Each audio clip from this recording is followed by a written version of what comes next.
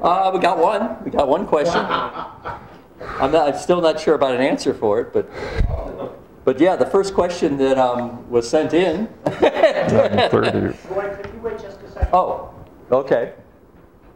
So we're waiting for it. Live on YouTube. Live on YouTube. General meeting for November. Roy, take it away. Okay. Well, we got a question sent in, so you remember, if you're on the Facebook, you post your questions there before the meeting, or you can email them to us. The question I got is that somebody's wife is running a year-old iPhone SE running iOS 12.1 and has started to run It has started to run down battery, and main cause is that the phone screen does not go off when she closes the case. Pretty sure that it used to in iOS 11. Don't know whether this is related to raise to wake issue or not. And the only thing I could think of is just check that you don't have the fact of shutting off after a certain time, because that might have been reset to not be never and might have reset it to a time. Or it could be the raise to wake. Find that and make sure that it isn't the raise to wake that's doing it. But I didn't hear anything about iOS 12.1 doing something like that. In the settings, it had been, I think, on 5 minutes to sleep. Yeah. So I changed it to 3 minutes to sleep. Yeah. But that didn't have an impact on it. Still doesn't sleep, or it still doesn't turn off when the case closes. Because that's usually due to the magnets or something like that. That's an iPad. It says it's a phone. The phone, okay, when the phone closes, so it doesn't operate. The case closes, and it's definitely got magnetic in the case. Yeah. Because it clicks the way it should. Right. For a phone or a pad? Phone. Yeah, I didn't know. I don't think that closed with magnets. Right. The phone, it was designed for the iPad. Yeah, I don't think the phone has magnets in it. I think it probably was timed. I don't know. I don't have a case for the. I've got a case for an iPad that does it, but the magnets don't line up quite right, and I just turned the thing off. Yes. But I've not seen the same. Compare the settings for your iPad and iPhone side by side. And the setting that has the magnet sensing is in the iPad, not in the iPhone. Yep. So it shouldn't be a phone issue. It should be just how it operated before, and it should be the sleep mode. I mean, sleep mode should be activating after time. So. Now, if you have raise to wake enabled, shouldn't the screen go off when you put it down? No, I don't think it goes off after the time. Yeah. But raise to wake just does wake it up. If it's asleep. So maybe it might have gotten more sensitive that movement is thinking it's raised. I had to turn that off on my phone for a long time too, because it was causing that problem too. I did want to make a kind of comment. It's iOS related and desktop related now. They have enabled with the new updates to both of those, they have enabled the group talk, the group chat. 32 people at a time can talk. We tested at the clubhouse. It was kind of awkward there. We were just running it on the pads. I had a chance to test it on the desktop recently, and it operates pretty much the same way. When you want to chat with more than one person, you put in like an email list, you put in all the people you want to chat to and then connect. And the person that's doing that first connection is kind of the controller of it, and they can add people. And we're not sure whether that switches or not, or whether other people can add people. We didn't test that part. But, Jonathan, yes? Yeah, I just wanted to add to it that for a piece that I'm trying to write about, I experimented yesterday with my wife, calling her on it. And what was interesting is that I call her on my phone, so on the 3 dots underneath, I can add people. Yes. But on her phone, as long as she was updated to 12.1, she also could add people. Oh, good. Okay, so my sense is that it's not the same as other services where the person who starts it is the only one who can do that. Gee. Yeah, I think it is different. So I didn't know other people could add. So that's one thing. We tried testing it at home using both with my wife. I was on the desktop, and we had somebody else that had updated their iPad. And it was kind of ironic. And make sure when you're testing that the person is up to date. Because I was testing, and I first connected to my wife at home, and we were connected, and it was fine. So I added the new additional person, and she connected, but then my wife dropped out. And we were trying to figure this whole thing out, and we couldn't figure. When we tested a Clubhouse, it's very sketchy. It really takes getting used to, because whoever dominance picture appears, and they become the person, and this switches pictures. And if you're not talking at all, you're just showing the faces down below, or icons. But we later discovered afterward that I assumed my wife had updated her pad and phone, and she hadn't. So if the person hasn't updated it, they will drop out. They won't be part of the group. So ask that question. If you seem to be losing a person in group, make sure that they have updated to whatever 12.1 something. So that's it. And it seems to, it does take some playing around with, and we haven't explored it enough, but it is available on both now, the desktop update and iOS. Questions now. Now we're open for questions. We had the other one from the email, so I don't know if we want to do that. Sure. What's the other one? It was Gabe. I don't know if Gabe's here. I don't think he's here, but Gabe asked the question, what about running the newest version of the Mac operating system, which is called Mojave, on older unsupported Macs?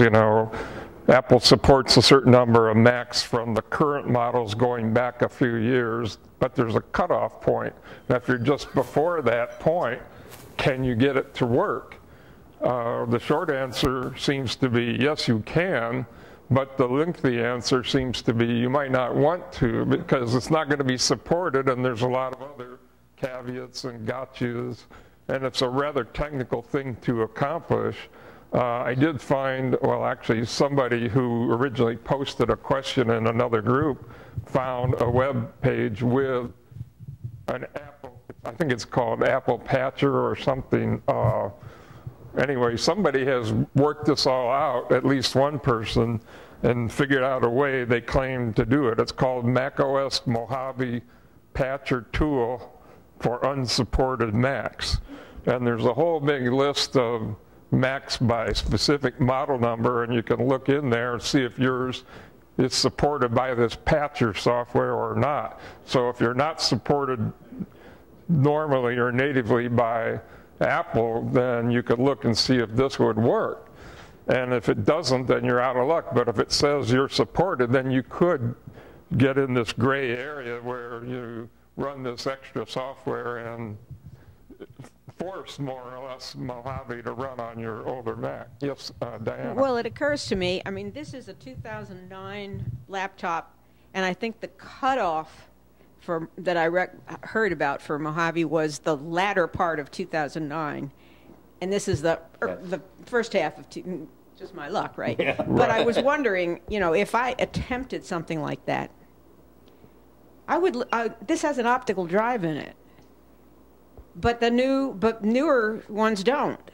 So there probably wouldn't be a driver for that, right? If I tried to put Mojave on this thing. Not necessarily. There might still be, because remember, even though Apple doesn't include optical drives in their Macs anymore, that doesn't mean they don't support them. For example, they still sell the Apple branded external USB optical drive, and third-party ones that are basically the same thing are also supported. So I would imagine they have drivers for those things, and they're probably already installed, just sitting there dormant in the Mojave operating system on machines where you'd never hook up a drive or have one. So you think it might work? So no guarantees. The question is, though, let me see. Best to get a new computer. Let me see if I can. That was like you used to with OWC. You used to be able to run OS 10 on a 7100. You can do it, but you don't want to. Right. Yeah. I probably won't do it. Yeah, that's always a kind of a sure sign. It's stay with what you've got if you enjoy it, but it's really not best to force the issue. But let's see if I can find. You never know what might happen. Didn't they offer to update you to Mojave? Actually, it is nagging me about doing Mojave, but on the other hand, if I were to try it, I suspect it would tell me you can't. Well, really? It's early 2000. I have an early 2000 Mac Mini, and I tried to update it. Right. That's. I mean, there's a process. So they are asking you to update even though you have an old one? Boy, that is kind of nasty. That's, I get the message saying you should update it. Yeah. as far as I know, that's not supposed to happen. Yeah, they should know. It should not. It should be checking to see what version you have, and not nagging you unless it's supported. But I get it on my iMac, and I trust that, and I should do it. But Yeah. I try. anyway, so if I you can should get feed that back to Apple, do the Apple feedback. if I could get my, oh, it's one. No wonder. Yeah, it's on the other screen. Okay, if I can get this up there. 5, 4, 3, 2. Okay, this is that web page I was just referring to. Some guy who calls himself DOS Dude. Well, that's the other problem is we don't know this guy from Adam. It looks perfectly up and up, and it looks very complete, but who knows, you know? So He's a Unix programmer who likes to now do things. I guess. See, so you have, let's see, MacBook Pro, is it? 2009? Well, you can do it. Early? 2009 Mac Mini. Why would you want to? Has anybody got a new Mac Mini yet? Are they available yet? See, this says it will work with an early 2008 or newer MacBook Pro or Mac Pro or iMac. And so it probably will work with yours because after all, yours is only like 1 year or less beyond what they officially support. previous lists have not said And then there's a list here of some that they know are too old or won't work for one reason or another also that aren't supported. But look at all this you have to do. You need a USB drive that's at least 16 gigabytes in size and a copy of this tool software that you download. And then there's a list of known problems, known issues, which may or may not matter to you. And okay, then it goes down, and then there's all this stuff. It's a lot of steps, basically. And you go through all these things, and you end up installing it on the drive. Now, I would personally recommend,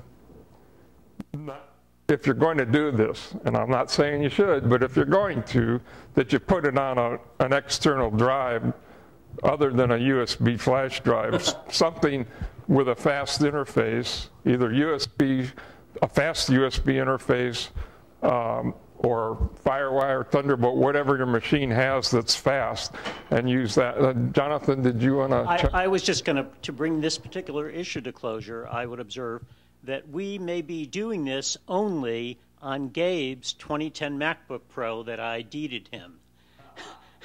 But I think it would actually be fun at a Clubhouse Saturday to actually be a fun experiment. try to do it. Yes. But Diana, I would suggest that only when you actually have a new MacBook, Yeah, well, try it on your old one. Right. Well, I may be dead before that happens. I replied back to Gabe, and I gave him a list of about 4 or 5 do's and don'ts that, off the top of my head, like make a full, complete backup of your internal drive before you even begin this, regardless of the fact that you're not going to alter that drive. You're going to put it on an external one, backup anyway. I don't know whether I should mess with this machine very much because it's already almost 10 years old. So, Never had a hard drive replaced, only the battery. I mean, Thank you. Yeah. if you put it on an external drive and then you boot to that drive and everything, if you do all the steps and everything's working, theoretically it should run Mojave from that external drive. And after you've played around with it enough to convince yourself it's working adequately for your needs, then you might want to consider copying your stuff over from your old internal drive to the new one. And, I mean, the list of stuff goes on, and so you've still got to set up a system or something to get all that stuff over, and then... So we'll make it a Clubhouse event, but right. let's go So on to another question. then guess what? Once you've done all that, you still have to test with your files and your apps to make sure it does what Let's see So, if there's any other questions. okay, so I think the point I'm trying to make is this is not a simple, Are there any other straightforward questions? thing. I guess there's no other questions, so keep talking. So anyway, yeah, you could do it. Just because it's possible doesn't mean you should. I would recommend this only for more advanced Mac users, and even then, it's a bit of a lot of work. But, Diana, I do have a different question on a totally different topic, and it has to do with some basic information that I'm sure I knew at one point, had forgotten, about the difference. Well, let me put it this way. When I'm over on the Eastern Shore, cell phone connections are very problematic. So I can sit in my house over there and attempt to use my cell phone to contact my son, who's back here in Northern Virginia, and I can get a connection for, I don't know, a minute or so, and then it dies. And yet we can text each other with our cell phones, our iPhones. And so this puzzles me. I mean, I have a landline over there, so if I have something important to tell them, I can always pick up that landline and call. But I just am curious about the difference between texting and voice. So, you know, that we can text each other and get a connection that works, but not a cell phone connection for conversation. Think of the telegraph versus television. Yeah. Yeah. That's how much information is going. I just wanted to give an explanation. Okay, I can't tell you for sure. What I can give you is my supposition or assumption as to what's most likely happening, or what I think is most likely happening. What's probably happening is you have a connection some of the time, and it drops, and then it picks up. When you send, that's very noticeable on a voice call, because the person isn't there, or the call goes away. So their voice either drops out or comes back, or the whole call drops, and one of you has to call the other one back. Right. On the other hand, when you're texting, it's kind of like email, and messages tend to be shorter. So it just sends a burst of data, error checks it. If it's bad, it'll resend, and so on until the receiver gets it. And as long as there's a connection there long enough to do that, it'll go through. If there's not, it will wait and keep retrying. So if the connection goes up and down, eventually it will probably get through. And it may break your text into multiple messages, but each one would get error checked individually until all the parts get through to the next station, and then it goes from there, hop to hop to hop to the recipient from your phone, let's say. Same thing happens in reverse, going back. It goes from his phone, hop to hop to hop, till that last cell phone tower to your phone, and there the same thing happens. It gets through when it can, and it retries when it can't until everything is through. And that's the most likely explanation is why texting is more reliable or seems to work better than voice. But Yeah, that's the recommendation that's made in cases of emergency, where many people are trying to use their cell phone. Right. Like 9/11, people could get through in texting, and there was no other way. Right, and that also reflects back to when you're using FaceTime. You probably noticed it, but if you're trying to FaceTime and you've got a weak connection or weak bandwidth or whatever, you'll see that FaceTime will freeze the screen and resort to just voice. And again, that same thing in FaceTime, you can switch it to just voice. You can stop the screen and just carry out the conversation with voice. But it's the same thing. It's very frustrating for people who are running businesses on the Eastern Shore, whereas people over here can rely on communication with cell phones pretty well. But over there, they have a terrible time trying to maintain a connection to talk about business things. Yeah. You know, So in FaceTime also, movement will also cause the problem. Not only bandwidth, but if you're on FaceTime and you're trying to move around or you're moving the screen, that will force bandwidth to go wild because it's trying to capture all this stuff. If you got a static screen, it's only, basically, it's like text too. It's also the static, if you just have a static screen holding, it's optimizing to transmit only those bits that move. So it can carry on the There's conversation. only those but once you start pixels. scanning and changing, Yeah, only the pixels that yeah, change. it's got to do all the pixels that it sends. One name for text messaging or that type of communications is store and forward. And store and forward means the message goes, it gets stored, and then when the recipient node is available, it forwards it. That node stores it. When the next node in line is available, it forwards it, and so on. And that's one type of that technology. Yes, sir. Let's come back to the bandwidth. You're probably talking 3 to 4 orders of magnitude less information when you're texting, when you're doing almost anything else. And so that, I'm sure, has some effect on what are your chances of having the message go through. Right. Because all you need is a fraction of a second for a text. Could you repeat the question if you can hear it? A good chunk of a second if you're trying to send. It's not a question. He's just talking, augmenting that. Oh. Yeah. It's the amount of data. Can I follow up on that and then a question that's unrelated? Well, wait a minute. Back to Diane's. No, this is more comment about it. Oh, okay. Well, think back a few years when texting was an extra charge from all the carriers. Right. You had so many minutes of voice included. Voice, which had higher bandwidth requirements, text, which had low bandwidth requirements, but yet they charged you extra for it. Yeah, they finally came around and I think realized that they're not. Okay, a question unrelated to those. Wait a minute, I wanted to finish up with her question. The only thing I wanted to say is about the only thing you could do is find a Starbucks or someplace where there's decent Wi-Fi. And Yeah, we go somewhere else. yeah, I mean, that's all that I would. But it's just a strange situation. I once talked to a Verizon person. She said, oh, you should have coverage here. Paul isn't that far away. And then she looked a little more carefully. She said, well, then again, maybe not. You know, so. Yeah. Yeah, so and Verizon and other carriers have coverage maps. What you could do is go find the coverage map It's a lot. and see if you can find where the best spots are. But What they put in post. Yes. okay, Alan. Okay, iPhone, Apple Watch question.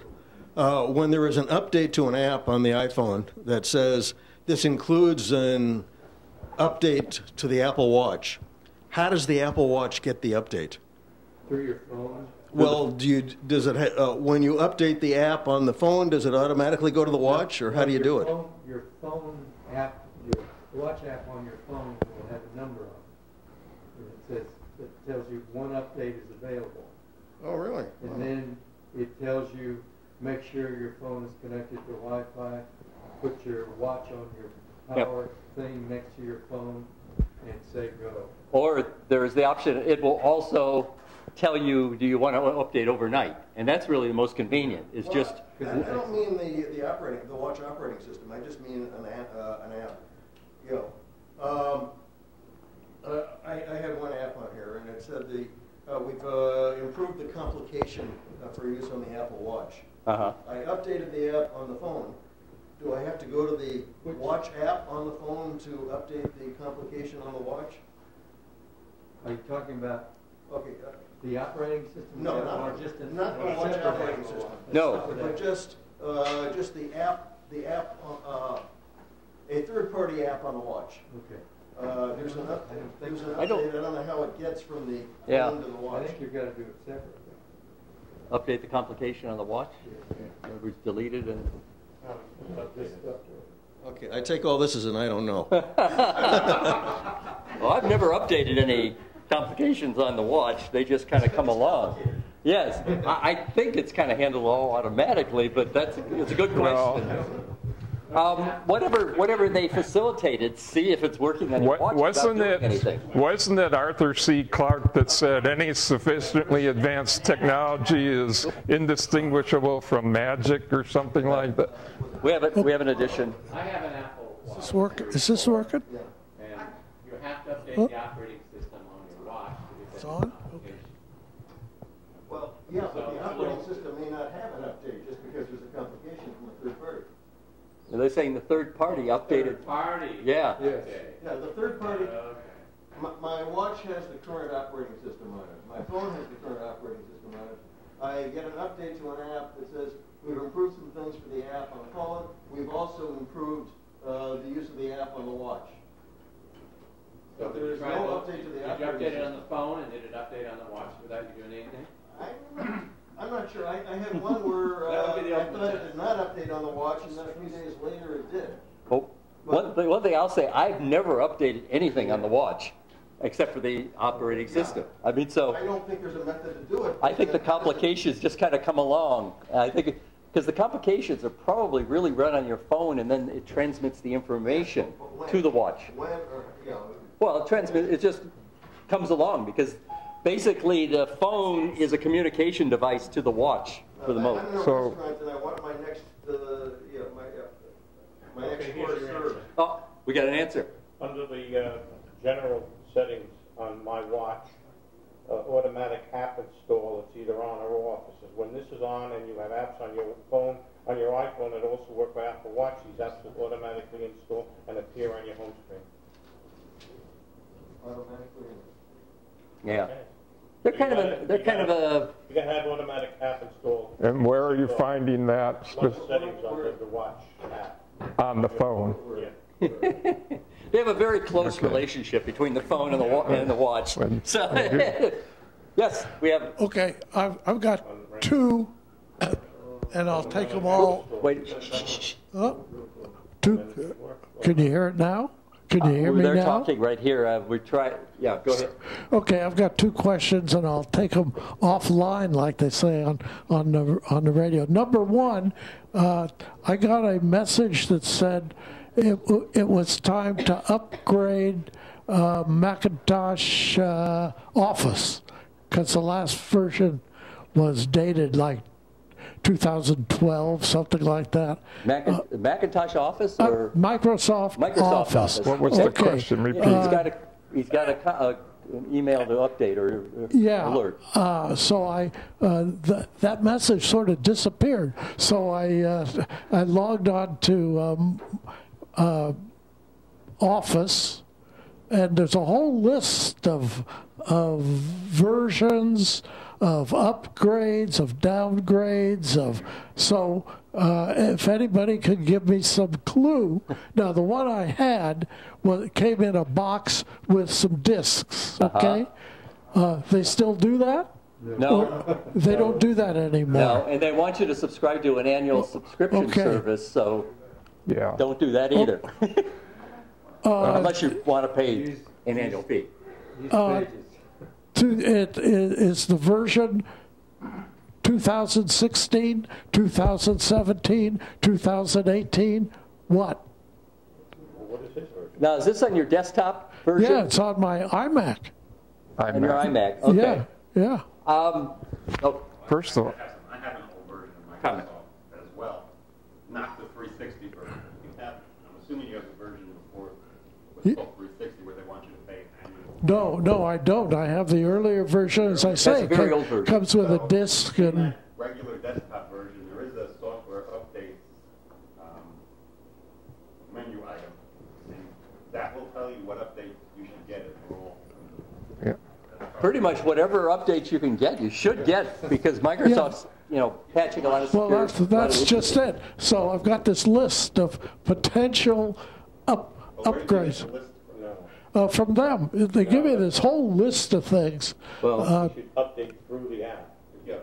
Well, this is on the desktop. The other Update problem, the Yeah, other you should thing update is, on the desktop. it's very important, if you get an email that claims to be from Microsoft, it's very important to make sure it's really from them. Yeah, okay. Don't update with the email. Go to the app, start the Microsoft Office or your desktop, And work my way down through that. Okay, that's cool. Do we have a comment?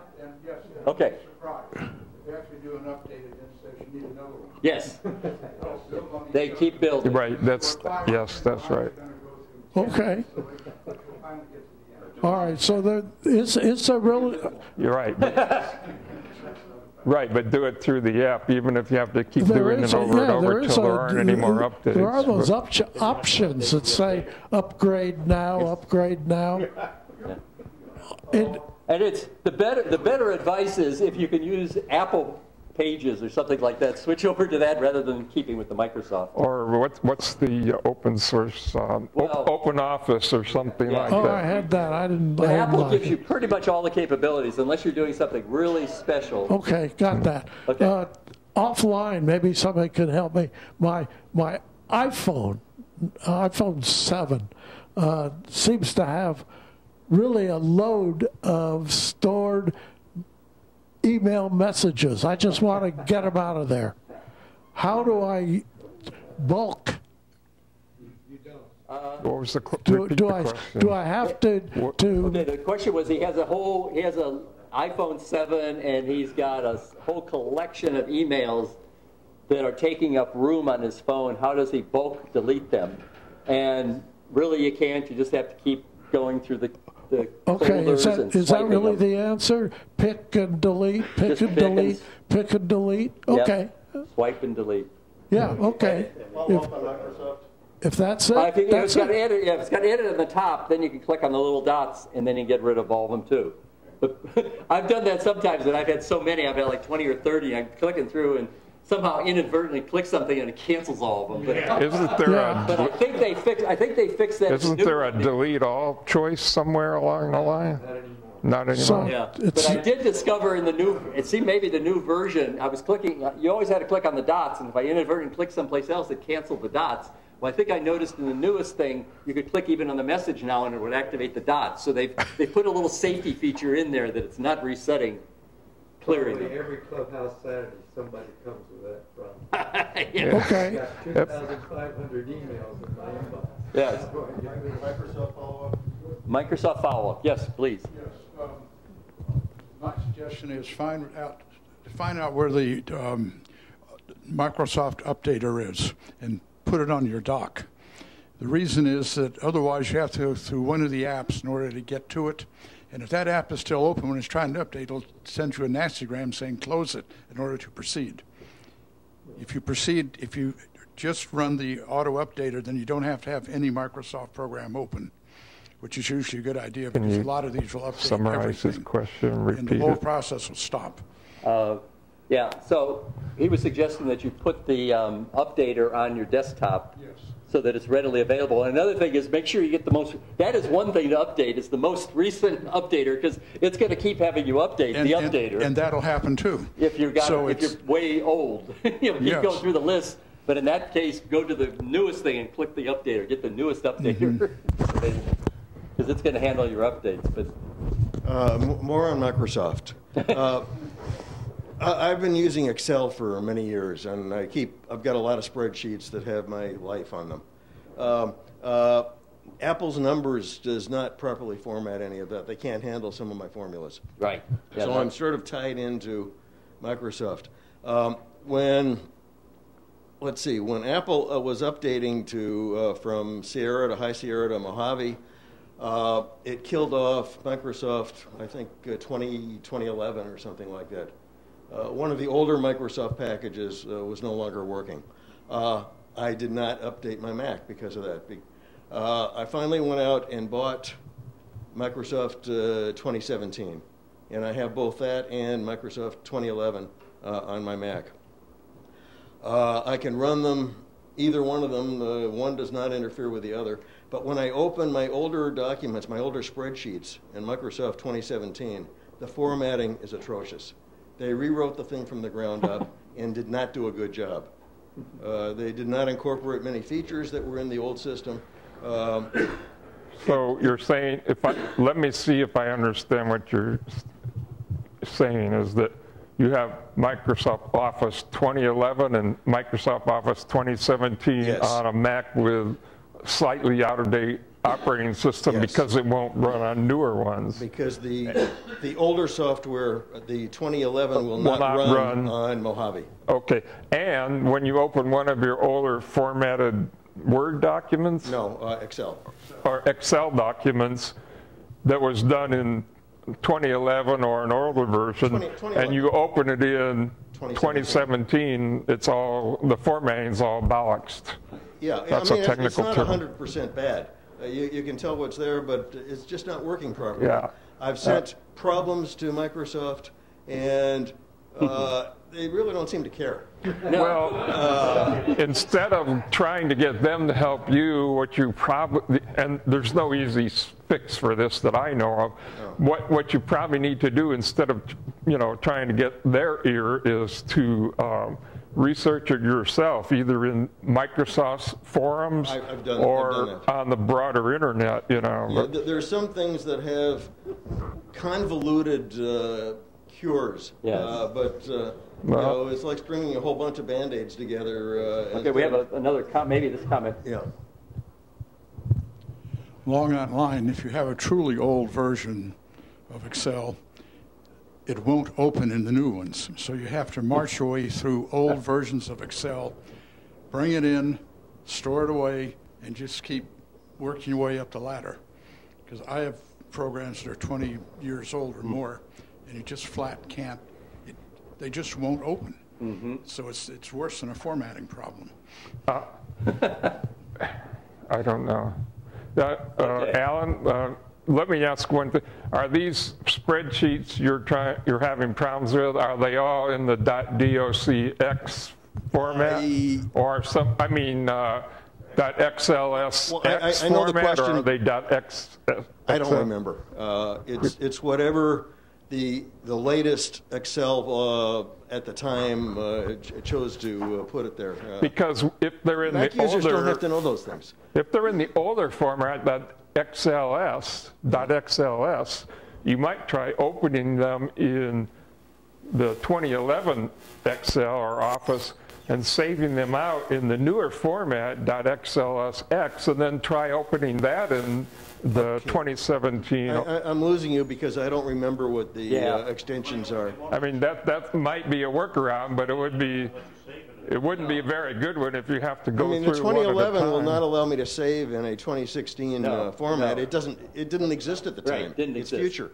Yeah, so you have to. And in the 2016 version, I can open the old one. Yeah. I can run it. I can save it as a new one, but it's screwed up. Have you tried opening it in the current version of OpenOffice? No. That might work too. OpenOffice. They update this stuff a lot better than Microsoft does. Alan, as far as I know, you should be able to, for free, download, install, and run the current version of OpenOffice for your Mac operating system and run it alongside the other ones without problems or conflicts. In other words, you could have all three on the same Mac, 2011, 2017 from Microsoft, and also OpenOffice, and do a little testing in OpenOffice. I will check out OpenOffice. Yeah, my goal is to the only thing you'd probably only lose your time in testing. You wouldn't lose anything else. I'm tired. Time is free.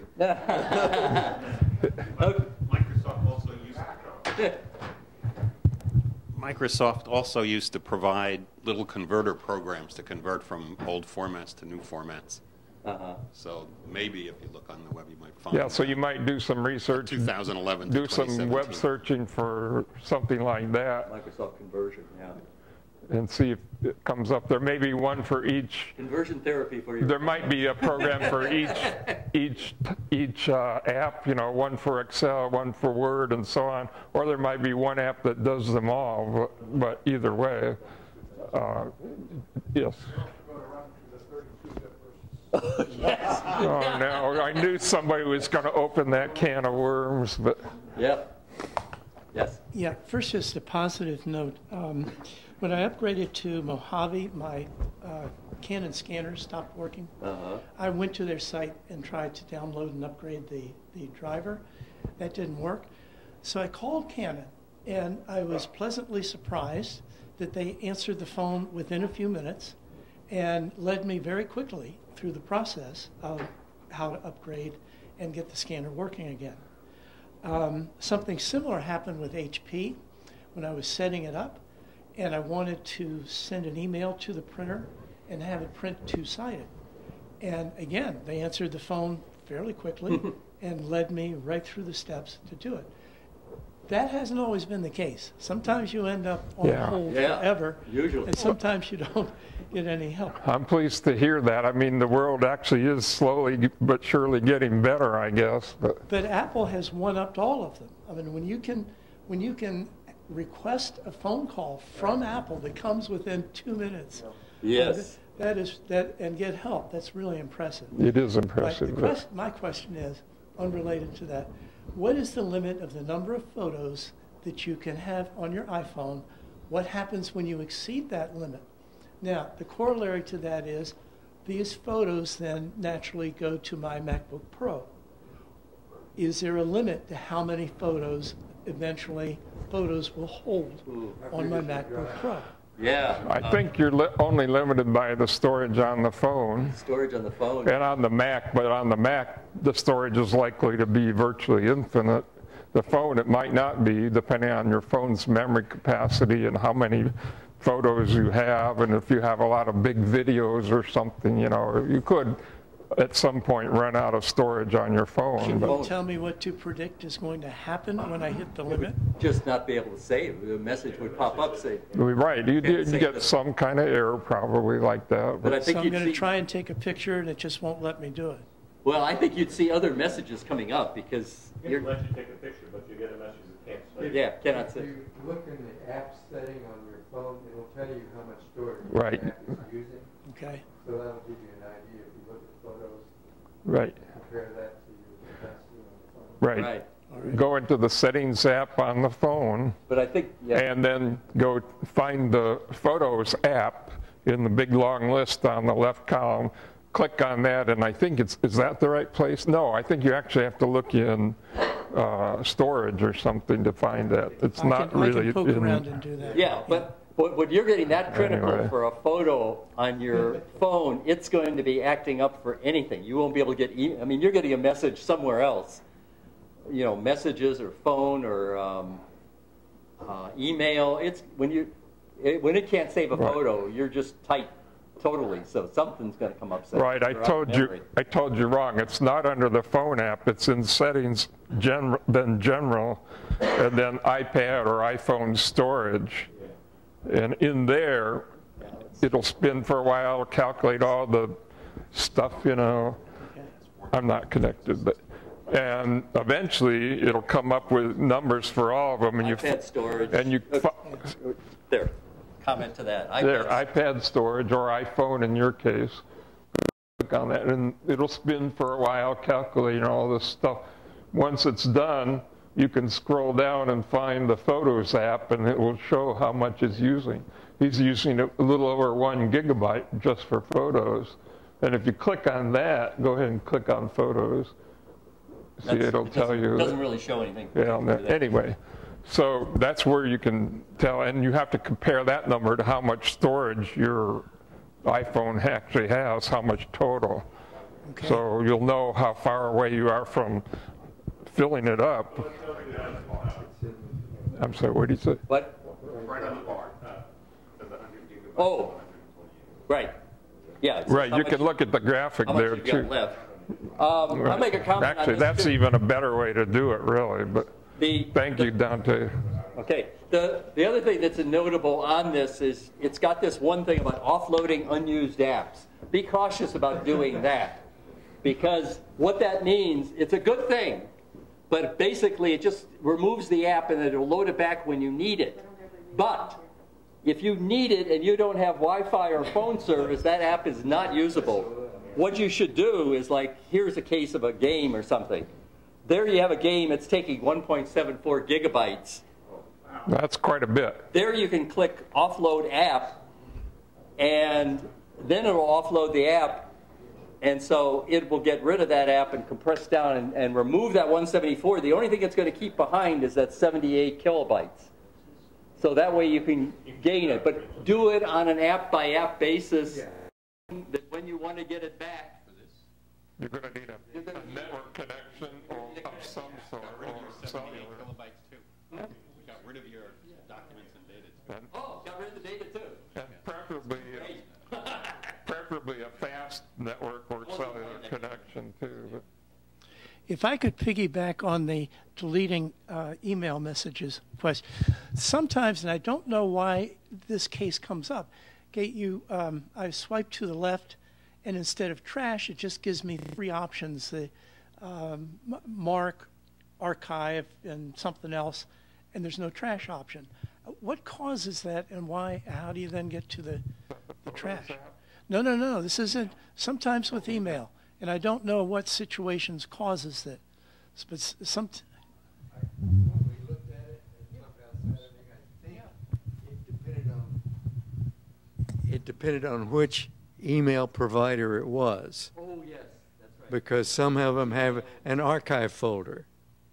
So it depends on that, and there's not much you can do about it, except empty the archive folder. Well, it probably also depends on where the email is stored. There's two ways to do it. You can have it stored locally on your device, or you can have it stored in the cloud, which means if you want to read that message, you have to probably have to have a network connection, and when you click on it to read it, that's when it downloads the content for you to read and see. But, so, you know, and that can vary depending on what email services or providers you use and how each account for them is set up, how you've set it up, whether you're storing locally or not. Also, I want to comment, if you're deleting on a desktop, I'm not sure about the pad, but on the desktop, you can get your emails in a folder or wherever you're displaying them and sort them by size.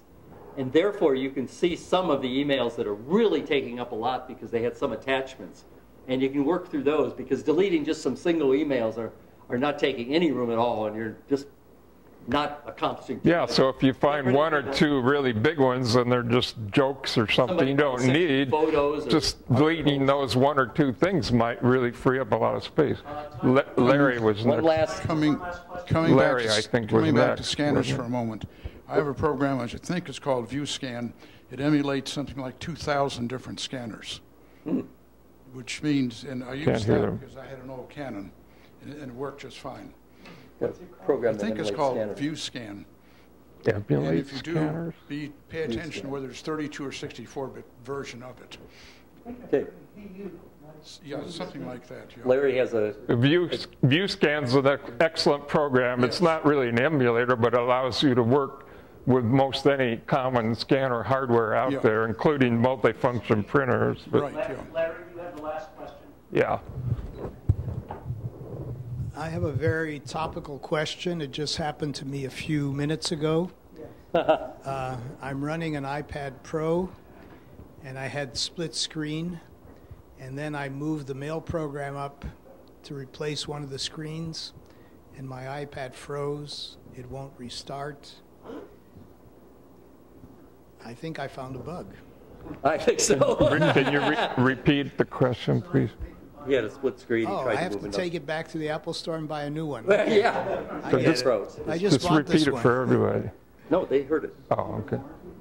Yeah, I think what I'll do when I get home is I'll connect it to a laptop and restore from a... Or you did a cold reset? Yeah, it won't reset. It won't reset at all? No, I asked Siri. Siri told me what to do, and it didn't work. So... That's holding both, yeah, okay, wow. Yeah. So I just want to report So he had split screen, and he tried to put another one up there, and it froze. So it couldn't handle 3. It couldn't get rid of the one and put the other one up there. So be cautious if you're going to... Be cautious, yes. Add 3, try to do split screen with 3, it won't be able to handle it, maybe. Okay. That's it. All right, hey, thanks, Roy and Bruce. Okay. I'll just leave this here unless somebody, in case somebody needs it. So first off, can everybody give Richard a round of applause for the great graphic genius that we enjoy so much? Yeah, I don't know how he does it, but...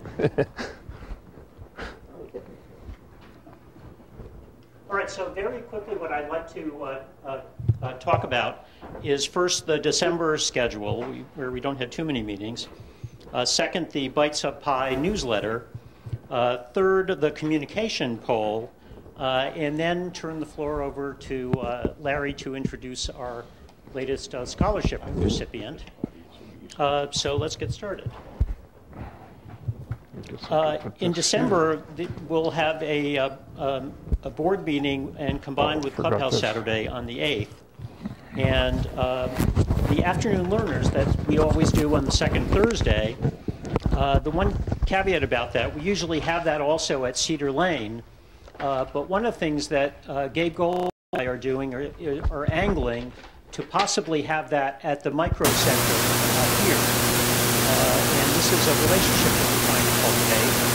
And so stay tuned for the location of the December afternoon learners. That Saturday is going to be our last Clubhouse Saturday of the year, and we also want to do a holiday party.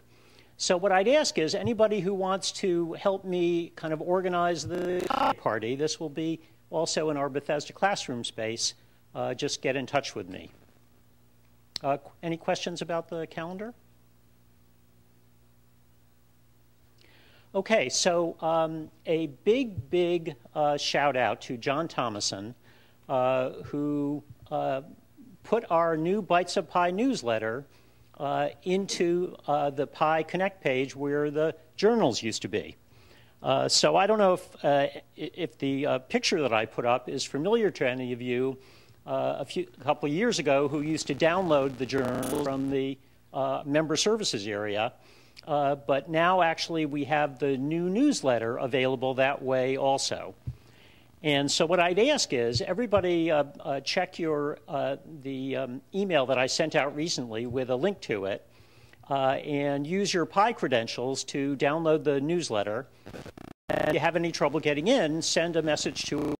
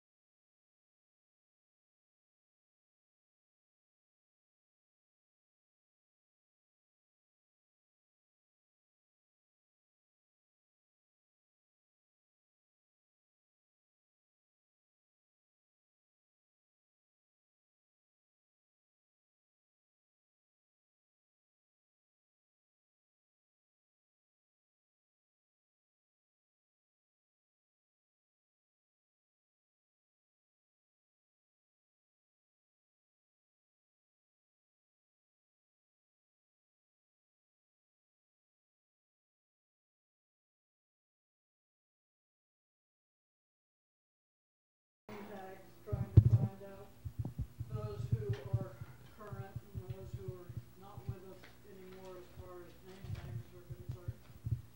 And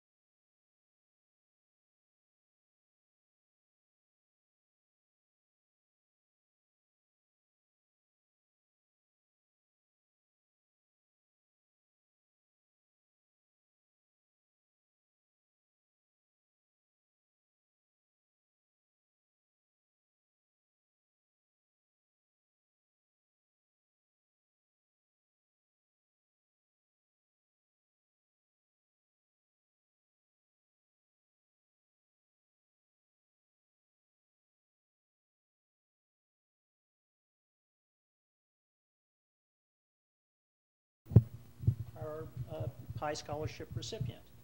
Good morning, everybody. Morning. Good morning. I want to introduce Hamed Sarvari. He's our Washington Apple Pie Endowed Scholarship recipient for 2018.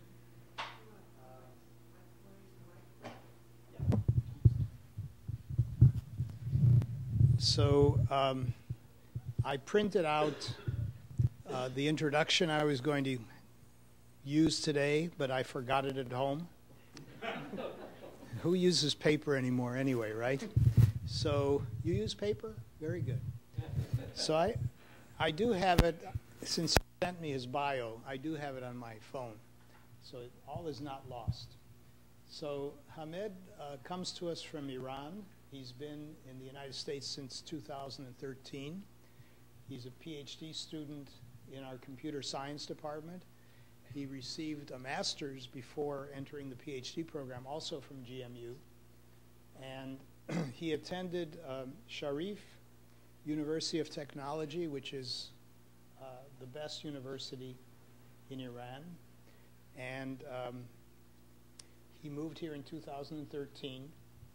He's been back in his home country once, right? Yes. Once. So you can imagine people do get homesick, but he's having a good time here. He's been working on his PhD thesis in machine learning and statistical analysis, looking at ensembles, temporal ensembles, is that correct? Ensembles, anomaly detection. Anomaly detection. So he received our departmental Distinguished Teaching Assistant Award. I have personal experience with Hamed because he was my graduate teaching assistant for the database course that I teach. We got along very well. He got his assignments done on time, which is always a pleasure. And without further ado, I'm going to let him say a few words, and then we'll open up to questions, if that's okay. Thank you, Dr. Kirschberg, for introduction. And thank you for having me in your friendly meeting. And again, thanks you for your generous gift that came to me at a very precious time, actually. I didn't know the taste of the audience or how much time they have, so if you tell me, I can say a few words. So as Dr. Kirschberg mentioned, I was born and raised in Iran. I moved here in 2013 to do a PhD. Actually, last year with my undergrad, I had a very, very good professor. We did discussions on graph theory. That was when I figured out that's something I like. So I said, how can I do this more often? He said, you should do a PhD. So at that point, it sounded really cool, but now it's not that cool. It's challenging. And usually summertime, since the research area I work in, we do not have funding recently. So summertime I go work in industry as a data scientist intern.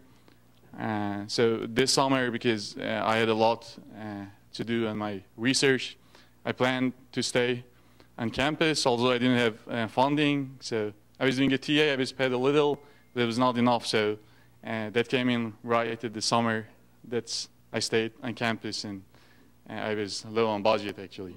So I thought that it had something to do with this situation. I don't know if it had or not, but if it was by chance, I was really lucky this summer. So thanks for the generous gift. And say a few words about my research. I do work on anomaly detection. As you should know, anomalies or outliers are actually the patterns in the data that do not happen frequently, but although they don't happen frequently, they're really important because they correspond to real-world problems like your credit card frauds, money laundering. These are the things that could be applications. And specifically, I work on using ensemble methods in anomaly detection. And the purpose behind using ensemble methods is tuition is like having a jury of judges. Because every method that we use in machine learning has its own underlying assumptions and statistically saying its own bias. Because every method can see just a problem from a certain point of view, we can see it partially, we apply different methods, and then we put them together. That's like the intuition of having a jury of judges, that every one of them look at the problem from a specific angle, and then we put together the result. And the result and the process of making the consensus is challenging, because unlike the jury of judges that they vote, and we already know all of them are qualified about the anomaly detectors, and we don't know that, and we don't know, some of them might be really bad, so we cannot trust them. So we should kind of select a subset of them. And this is challenging because anomaly detection is unsupervised, and a priori we don't have any knowledge about the distribution or the nature of the data. So I think that's it. Mm-hmm. Thank you.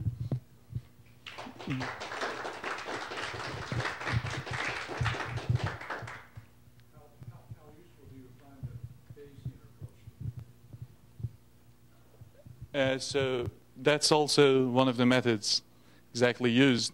Usually when you can make an assumption about, because in Bayesian methods, as far as I know, you think of, you actually assume that the data has an underlying distribution, and based on that assumption, you move forward.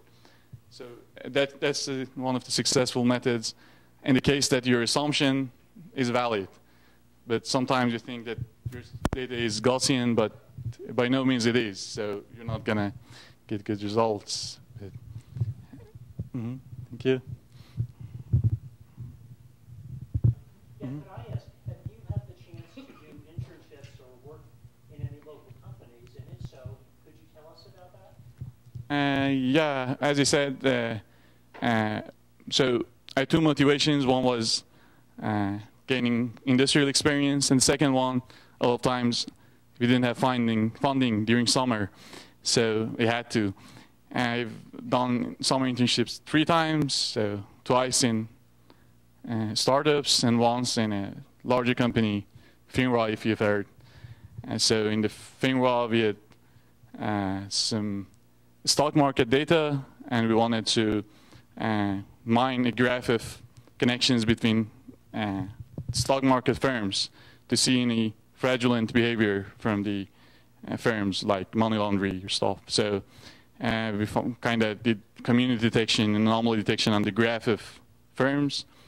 And the next 2 internships I had was on in a startup that they were developing a shopping app, and we were developing actually a recommender system for their shopping app, and also a system they wanted to extract like a large scale graph of influencers, like people who advertise, for example, shoes or jewelry. So it was a topic modeling, statistically saying, project. And I don't know if I answered your question. Yes. Yeah, sure. How long till graduation? Okay. Yeah. Yeah, that is a difficult one, actually. I thought a year, but now I see at least a year and a half or more. So you should, what I think is usually different than what my advisor thinks. So yeah, I should keep her happy. And but I'm seeing some light down the tunnel, so.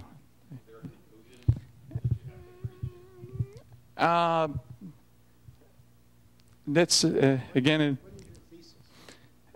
So just improving these ensemble methods in anomaly detection. But the hard thing about the PhD is unpredictability, and actually, especially in the fields that are more lean towards theory, you never know. I mean, if you have great ideas, we implement them, we work for 6 months or a year, but then the results don't turn out to be what we expected. And then it's like, it is all experience, but in terms of publication or moving forward, sometimes it doesn't happen that fast. So sometimes a month of work is really gives you what you want, but sometimes a year doesn't. So that's why it's a difficult question to answer.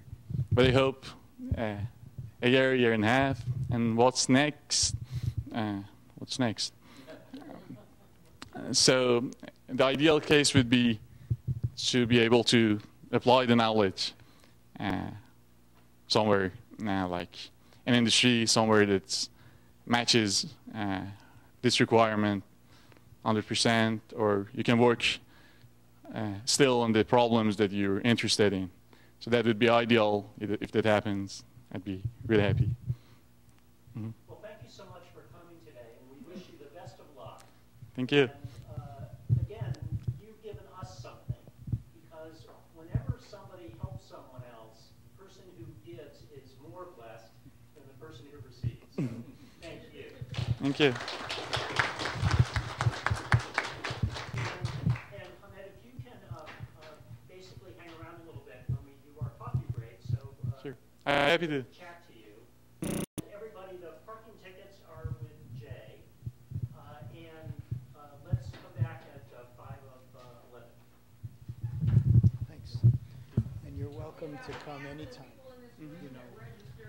Oh. How are you? Time to do it.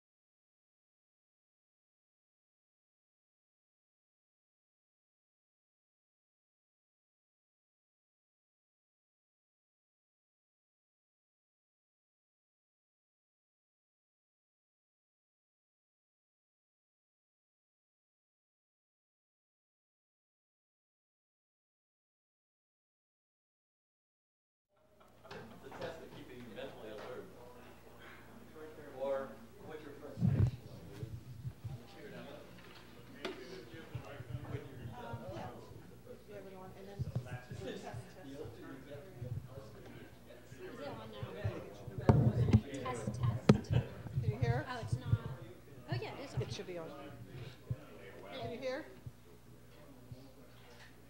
Can you hear both?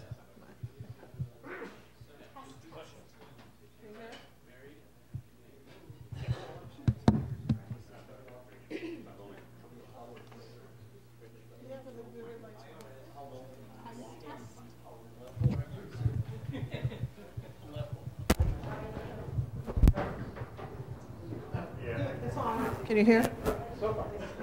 Great.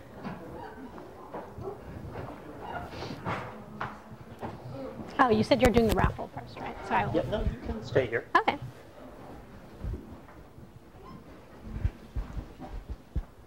Is Diana here? Yeah. So, Diana, do we have raffle winners for today? And they are? Our lucky winners today are Bruce Brown and Alan Kemp.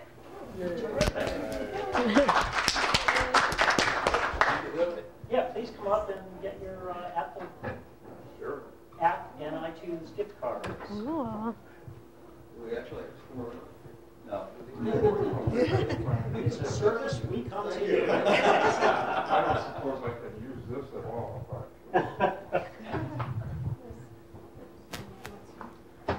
Okay, for our program, we're delighted to have Professor Amanda Lazar from the University of Maryland. And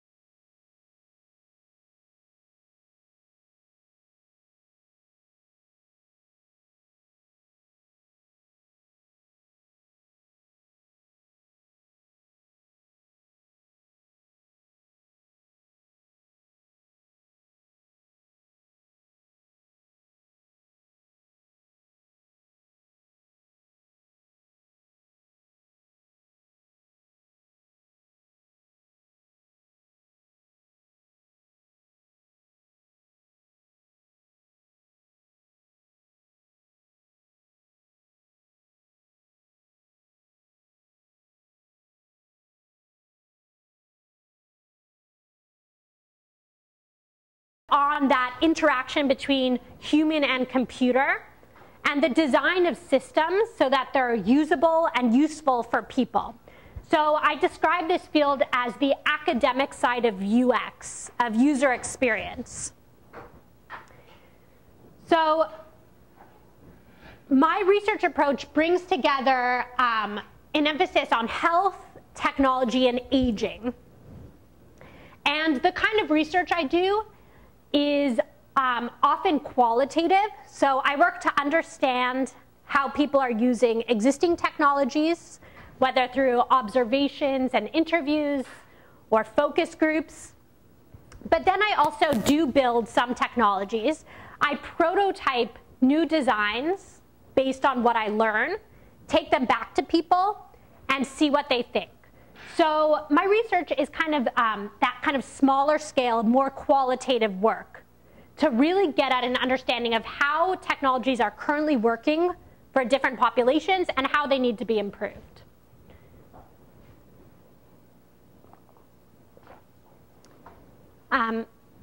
So to give a little background, so one thing is I forgot to mention, I'm happy to do this as a more interactive presentation because I have 3 studies I'm going to talk about. I have no idea which ones you'll find interesting. So any points that will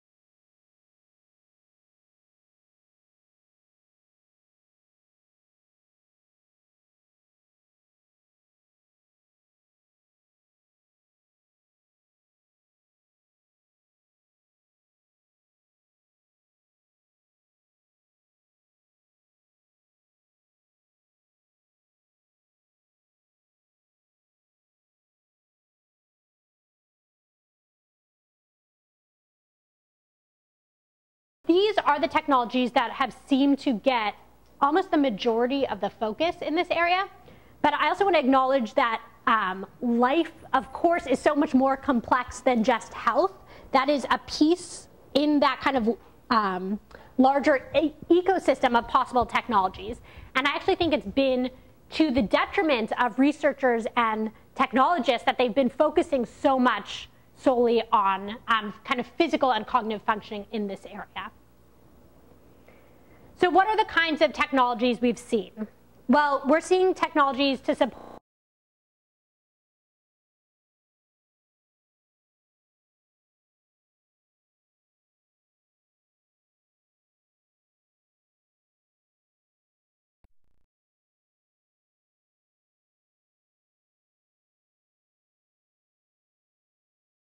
technologies to support social interaction, whether with family and friends or with artificial intelligence, where the social interaction is actually happening between a person and that artificial intelligence.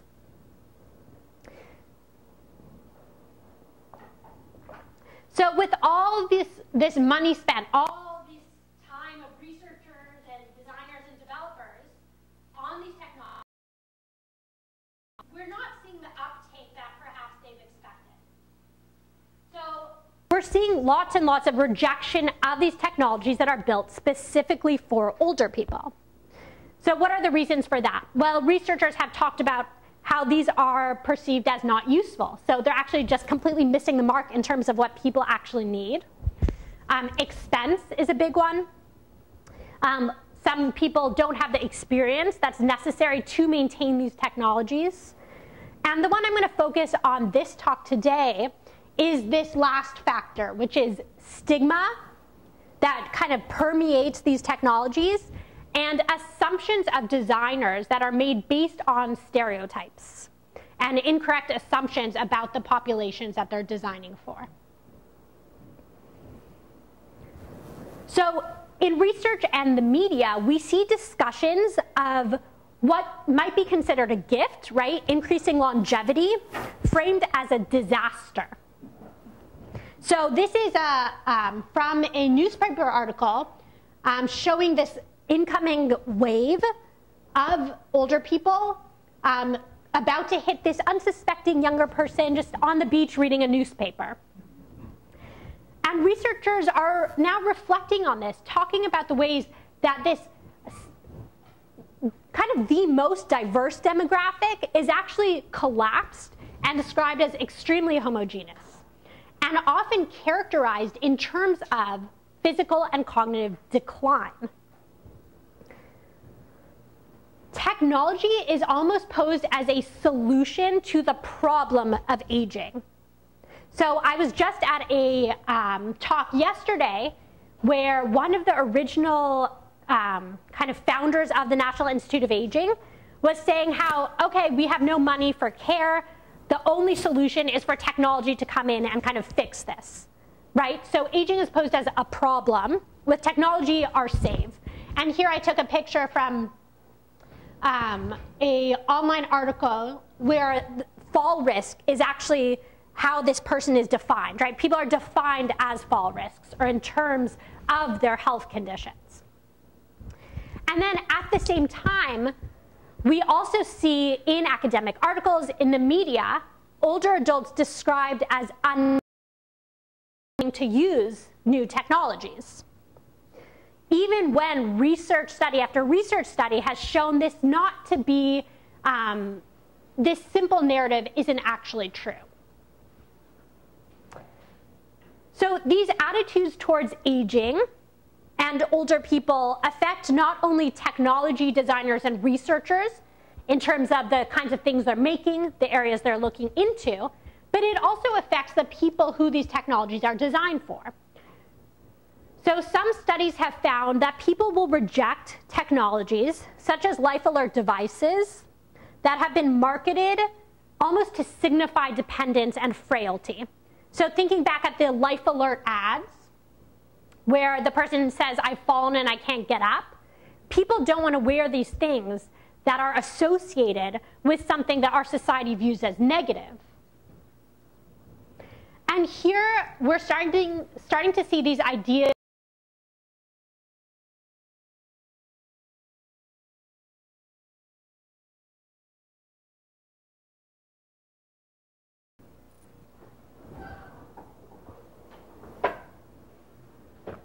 So how's my volume? Is that good? Louder? Does that mean louder? That means good. Okay, good, good. Great. So I've given you a little kind of big story picture background. Now I'm just going to briefly talk about the theoretical perspective that I bring to my work. So in my field, there's kind of been this shift. There's kind of this history of designing for people, almost from a perspective of we need to help. So this kind of idea of people are worse off, we need to come in and fix things for them. But there's increasingly been a shift towards seeing communities as possessing strengths and abilities and having lived with, let's say, disabilities for years and years and years, and not necessarily needing people to come in and fix things, but more needing people to come in, listen to them, and design the technologies to better meet their needs. So the other perspectives I've drawn in my work are from the fields of social and critical gerontology, which talk about those ways that aging is too often reduced to a story of decline, and emphasizing that the social aspects of life that affect our kind of life course, right?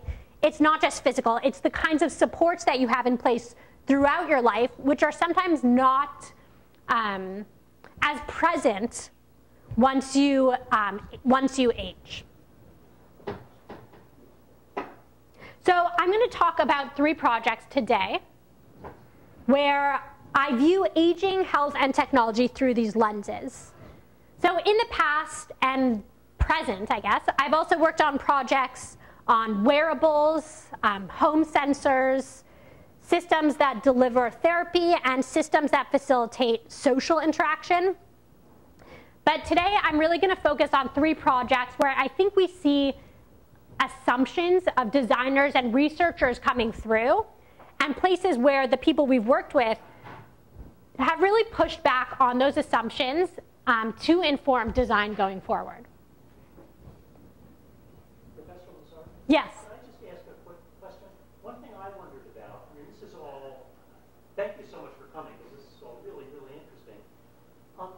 Does the direction that you're doing with these things, is it sort of generated by students, or is it generated by your training and colleagues, or what's the mix of where the ideas and approaches come from? So what, sorry, what do you mean? I'm not sure I understand. Well, to the extent that, you know, you want to design apps that do such and so, is this something that the students want to do that they can then help you with? Yeah, so I have students, so I started last year as an assistant professor. So at first, students were kind of volunteering on different projects. This year, I'm advising 3 PhD students, and they're all on, 2 of them were interested in existing grants I had with projects, and they came onto those and are helping kind of shape and guide that future direction. And then 1 student kind of came with his own project that he's leading. So I guess I'd say they all kind of know my particular perspective and the ways I do research. So they're interested in they bring in focuses. For example, one of my students really interested in this kind of intergenerational idea. So we're going to do co-design between younger and older generations to think of smart home technologies together that can, for people who are living in those arrangements. Yeah. And then the student who came to me with his project came to me saying, can we build a garden? And I was like, okay. I don't know how to build robots. You can't just learn how to build robots, but we could definitely do something with gardening. So he spent the summer doing participant observations with gardeners. That's a really neat method where basically you do whatever it is you're studying with the people you're studying. So he spent the summer gardening with people. And the idea of that method is you learn differently when you're actually involved in doing something than when you're just watching someone do it. And we're going from there. He has some interesting ideas about next steps for that, likely something with augmented reality between experts and novice gardeners. But the projects that I prepared to talk about today, these are all from my PhD and postdoc work. So these were more either me coming into existing projects or just things I was interested that I started. So my first project is understanding narratives of aging through technology design. So for this project, we were really focusing on robots. So why look at robots? Well, there is a growing industry. The narrative I mentioned about technology coming in to kind of fix this problem, robots are often seen as a solution. So thinking about Japan in particular, right? They said, hey, we don't have enough caregivers. And they poured a ton of money into looking if robots could come in and provide this care that they needed. And the kinds of robots we're seeing designed include healthcare robots. So for rehabilitation, medication delivery, assistance with home tasks, and also companion robots. And so we're seeing this growing industry around robots for older adults, and again, national initiatives, right? There's a National Robotics Initiative in the US, funded by multiple agencies of the federal government, including the NIH, the NSF, the NIA, and then also that Robotic Revolution Initiative in Japan. We're seeing a lot of popular media interest in how robots can support the aging population.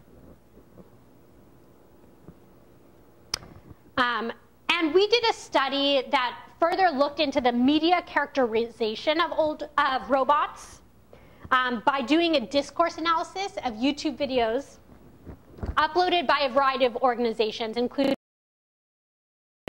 And in these videos, hospitals were often trying to reassure the public that robots would not replace staff. They could never provide that kind of compassionate bedside manner that humans could provide.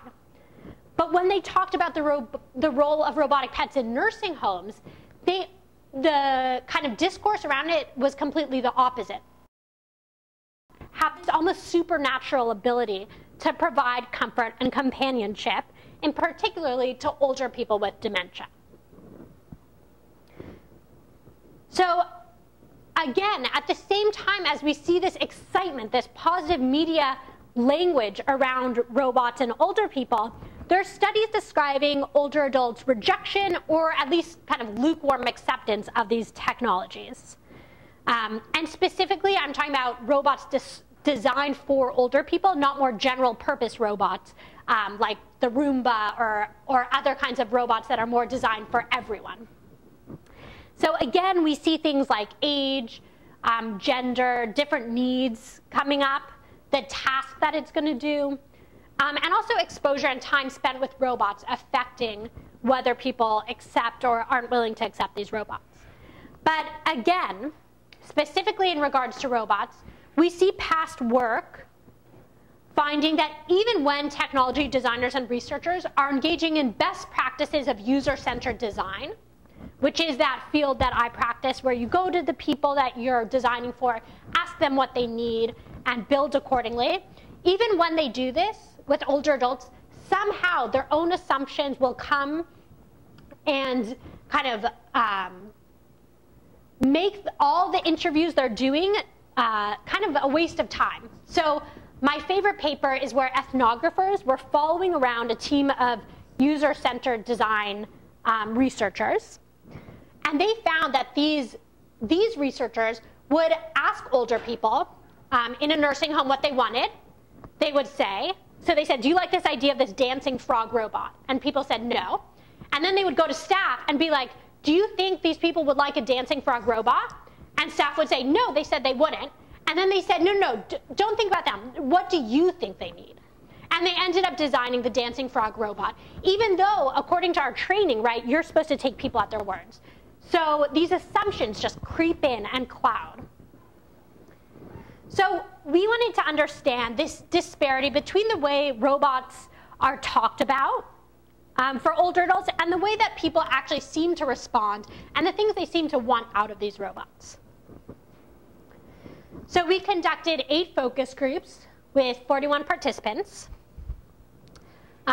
And what we did is we had questions. We also brought 6 examples of commercially available robotic pets. So how many of you have heard of Pero, the robotic seal? Yeah. So we can't afford Pero, so we brought in kind of a cheap seal robot that's like a 100th maybe of the price of Pero. And other kinds of robots that we tried to have approximate the actual kinds of robots that are being designed, but also range in terms of how they look and how they interact. And then we also had a drawing prompt that we gave to people to fill out before the focus groups began so that they could draw their ideal robotic pet and also express things they might not feel comfortable expressing in a group. And we did these studies at community centers and also independent living communities. So I'm going to talk about 3 points that came out of these focus groups in terms of how robots are often designed for older adults, the kinds of assumptions that seem to inform this design, and then what participants actually wanted. So first, robots are often designed to provide companionship to older people. This seems to be based on some kind of assumption that people are isolated, don't have the potential for human company, and the robot is going to serve as that relational partner. But most participants rejected the idea of the robot as the relational partner. Instead, they wanted to use it to augment their existing social networks, such as being a kind of new conversation topic with their husband, who also like dogs, or to expand their social networks. So some people spoke about how they looked out the window. This was in Seattle, where it's a very dog-friendly kind of place. And they would look out the window at people taking their dogs to the dog park right nearby. Where they lived, they weren't allowed to have any dogs. And they were kind of dreaming of a future where they could take their robotic pet to the park and meet other people. One man spoke extensively about how he might use it to meet romantic partners. So one of the main reasons that robotic pets are described as appealing to older people is that they don't require maintenance. So some participants mentioned that, unlike a live pet, they could not imagine developing any kind of relationship with this pet, but at least they can use it for kind of functional assistance. So we have these drawings that people made of a robotic pet with an extendable kind of telescoping arm with a duster on the end. But for others who could imagine having some kind of companionship kind of relationship with it, they explained that reciprocal functional assistance is built into relationships. So relationships are not just about kind of getting care, but also giving care. So they said, for them to envision some kind of relationship, there needs to be some way to care for these robotic pets as well. They said not to the extent of having to clean up after them, but maybe something more similar to kind of the cleaner activities of taking care of pets, like feeding or bathing. And finally, in the robotic literature, there is a tremendous amount of ethical discussion around giving robotic pets to different populations. And one kind of notable robotic scholar asks, is it ethically justifiable to aim to create robots that people bond with? For example, in the case of elderly people or people with special needs. So setting aside the case of cognitive impairment, there's concerns around just giving older people these technologies because they might start to believe that these are real. But people spoke about how deciding to accept this fiction was kind of a choice that they made. So they said some of them had relationships, felt they had relationships with characters on Star Trek. Others spoke about how people have stuffed animals in their home, and maybe you say hello to them or talk to them, but of course you know it's not real, right? So it's actually the agency is more located in people who decide to give into that fiction. So in this project, we're seeing how perspectives of older adults can challenge some of these narratives of aging that are informing the design of health technologies. We've also done other research looking at these narratives. In one study, I spoke to people about their kind of leisure and recreational activities, their hobbies, and I found that these ideas of maintaining health, where staying busy is almost a moral responsibility, is intertwined in the kinds of activities that people choose. We also looked at older bloggers who are sharing and challenging stereotypes and perspectives around aging and advocating more kind of anti-ageist perspectives. So in summary, these values and narratives become embedded in design, rejected when there's a mismatch between the designer and the population, and understanding values can lead to new design directions. So for example, using technology to support opportunities to find new romantic connections or engaging in advocacy are all new directions that we have found because of our work in the past. So I don't know if anyone has kind of questions or thoughts about that study before I move on to the next one. Yes? I've seen a case of an 82-year-old woman with advanced dementia and had moved in with her cat. Cat, a year later, was ill, died, and staff used to help clean the litter pan and feed the cat. So they gave her, there were $100, an interactive dog and cat. They come in several pets. Mm-hmm.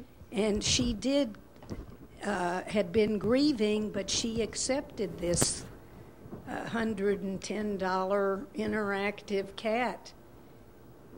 And it was amazing to see. Yeah. Yeah, it's such a nuanced area. I think I was just I'm part of this technology working group for an organization that is kind of around dementia advocacy, and they were talking this past Wednesday about this exact issue. What are the ethics of giving robots to people with dementia, more advanced dementia? And it's a very contentious topic. Some people say it's infantilizing, but a lot of the people with dementia who were on the call said, if we want this and it brings us relief, like, give it to us. So it's kind of an interesting case. And then I heard this wonderful talk by some woman who was talking about her mother who had dementia and also had this robotic cat. And she was saying how even though her mom had kind of more advanced dementia, her mom kind of knew it wasn't real. Do you know what I mean? Like, there is this, sometimes it seemed like she believed it was real, but then once she went to change the batteries and her mom said, that's so rude, or something. You know what I mean? Like, to flip it over. So I think we don't give people credit. We say, oh, they're playing with that. They must completely believe it's a real animal. But humans play.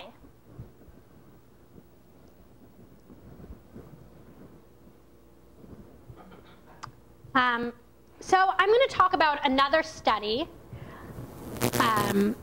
This is one of the strangest studies I've ever done, actually. And so first I'll give you some background to this strange study. It starts out very normal.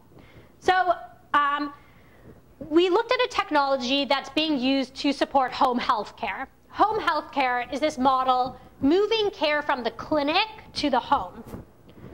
And the idea is that it's going to bring down costs. It's going to support people in being where they want to be, which is often at home, not necessarily in a nursing home. And home care workers are people who provide assistance with daily tasks and social support. So in addition to kind of the doctors and the nurses and the therapists that make up the home health care team, home care workers are people who, they're a significant part of this workforce, but they don't require a significant amount of training, they don't get paid very much, and they provide more assistance with daily tasks, eating and bathing, and also social support. And the home care technology landscape is hot right now, motivated by this doom and gloom, not to treat it lightly, but this dire situation of a shortage of caregivers, which probably is because they're paid so little, honestly, and the changing demographics of the aging population. We're seeing this shift in technologies, looking at this huge growth market that's seen so little technology disruption so far, right? So that Silicon Valley language is kind of arriving at the home care market. And we're seeing investments, $200 million in venture capital in 2016, I believe, in home care, often in platforms to connect caregivers, so to connect family members with home care workers. And in the past, people in my field have looked at how computer-supported collaborative work researchers have looked at how care workers experience technologically mediated home care. So they've looked at telecare call centers, where if people call to check in on older people, or if the alert goes off, they call and check in. And they found that people, they kind of act as this glue in this fragmented work, in the fragmented services that people are provide, and that even though they're considered almost ready to be replaced by AI at a moment's notice, as soon as it gets advanced enough, they have a remarkable level of expertise and decision-making that they apply. So they do really nuanced and skilled work. But less work has looked at people receiving care through these platforms. So we did a study of an existing commercially available technology that we're going to call Pet Talk. This application consists of a virtual dog or cat avatar on a tablet that is in the homes of the people using them. On the other end of the device, you have teleoperators who control the avatar's speech and certain actions. So things like displaying cartoon hearts, or playing music, or showing pictures. And participants hear the voice synthesized text that's typed in by these telecare workers. The teleoperators are able to see and hear participants, but participants only see this kind of virtual cat or dog. And they engage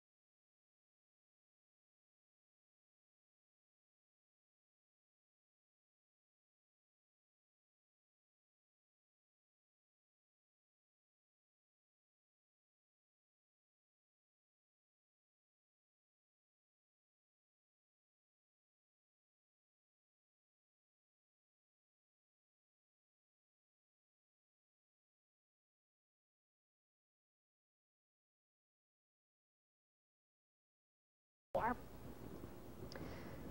So looking at this incongruency a little deeper, so when we look at Pet Talk's website, the marketing is aimed at younger relatives of older people, showing them how this device can provide company and also remind them to do activities of daily living like medication, drinking enough water.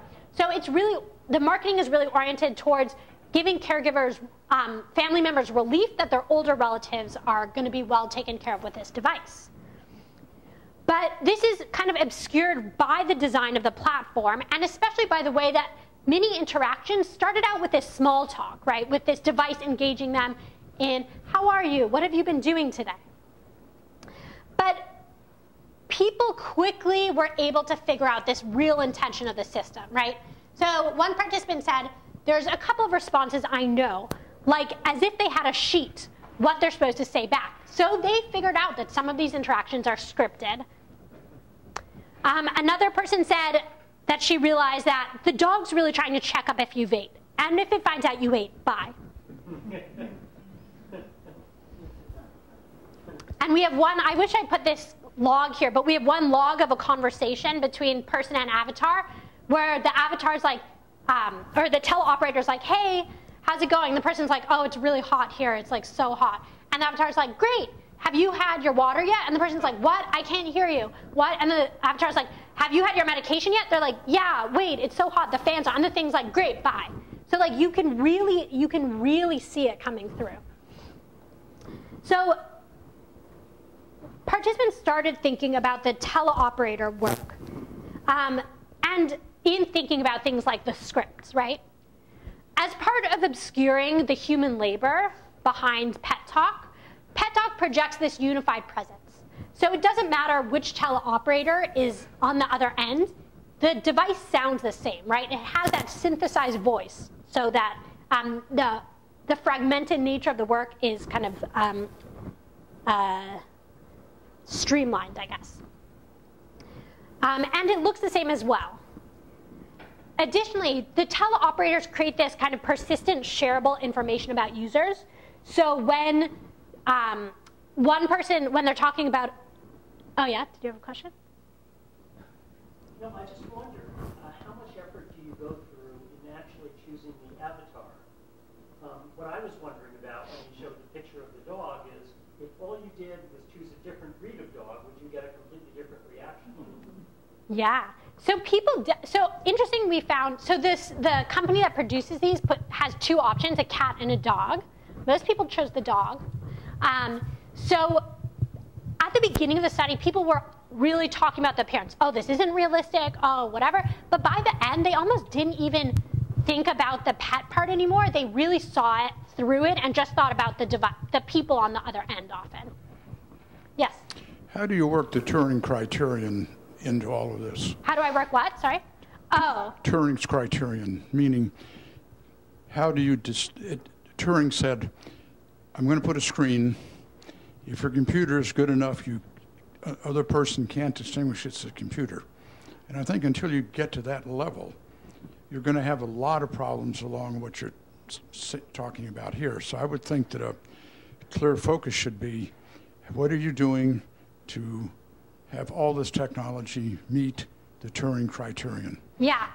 So I think, so the company is using human labor instead of AI precisely because they can't get technology good enough to be smart enough to like actually carry on a conversation. And they even acknowledge that in their press reports. And that's why they're increasing, since the study ended, they've been increasing the amount of scripted responses, I think hoping to get to AI. But what's interesting here is even though we have humans who are presumably, so they're almost trying to get humans to act like technology in a way, right? They're trying to make sure people aren't saying the teleoperators aren't saying personal things about their lives.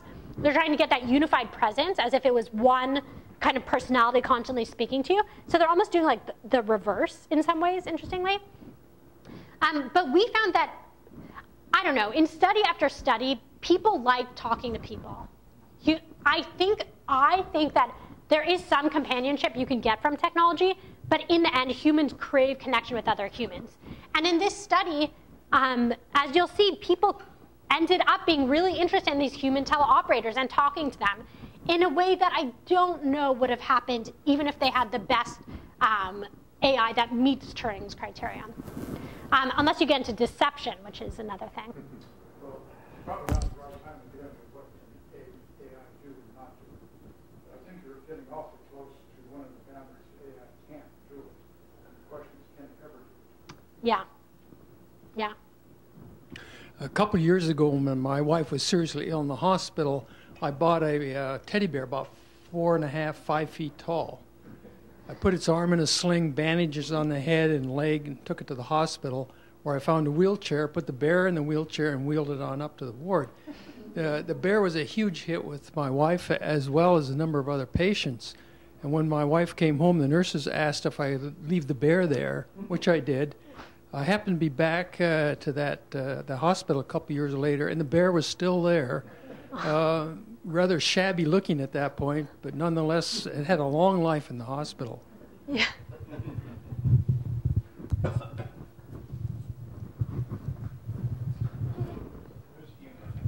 Since you determined that people like to talk to people, I wonder if the response of these participants would be any different if you used actual people rather than avatars, because avatars seem to infantilize the conversation, the relationship. Yeah. So if instead of the cat or dog, it looked like a little person. No, it's an actual person.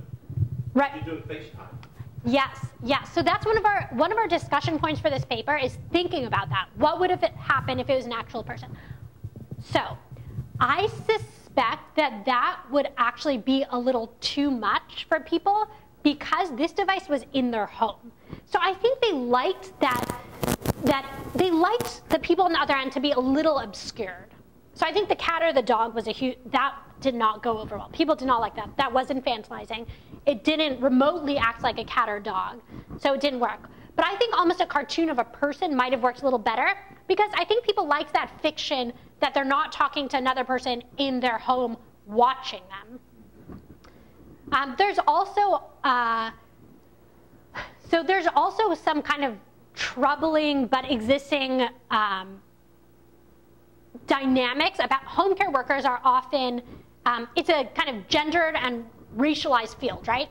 It's low-paid people from often immigrants from other countries. And some researchers have found that people talk about not wanting to interact with people in home care who aren't super like them. So I think it brings up all kinds of interesting and problematic issues looking into home care because there's kind of a lot of issues with home care that when we bring it to this device, they exist here too. So teleoperators were from Southeast Asia, and some of our participants did start to talk about, hey, they don't understand Fahrenheit. Hey, they seem like they're somewhere else. Like there was things coming up about these people aren't like us, and that sometimes began to be an issue.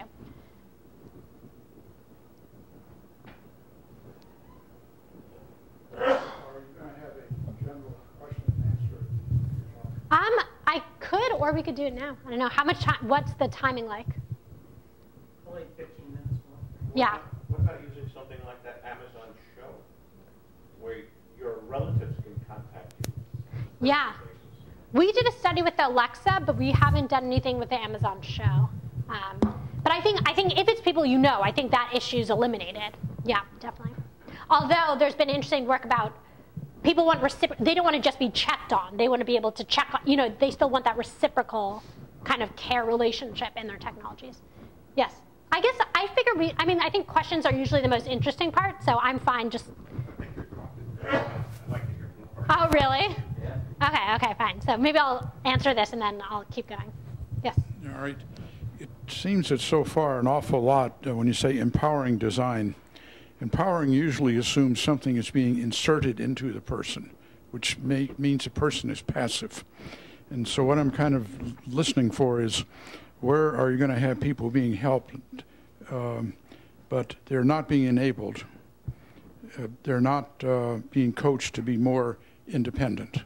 So where do you begin to have this entire approach, making people more able to take care of themselves? Yeah. Wait, can you explain that again? Sorry. I'll try to, because it's not entirely well formulated in my own mind.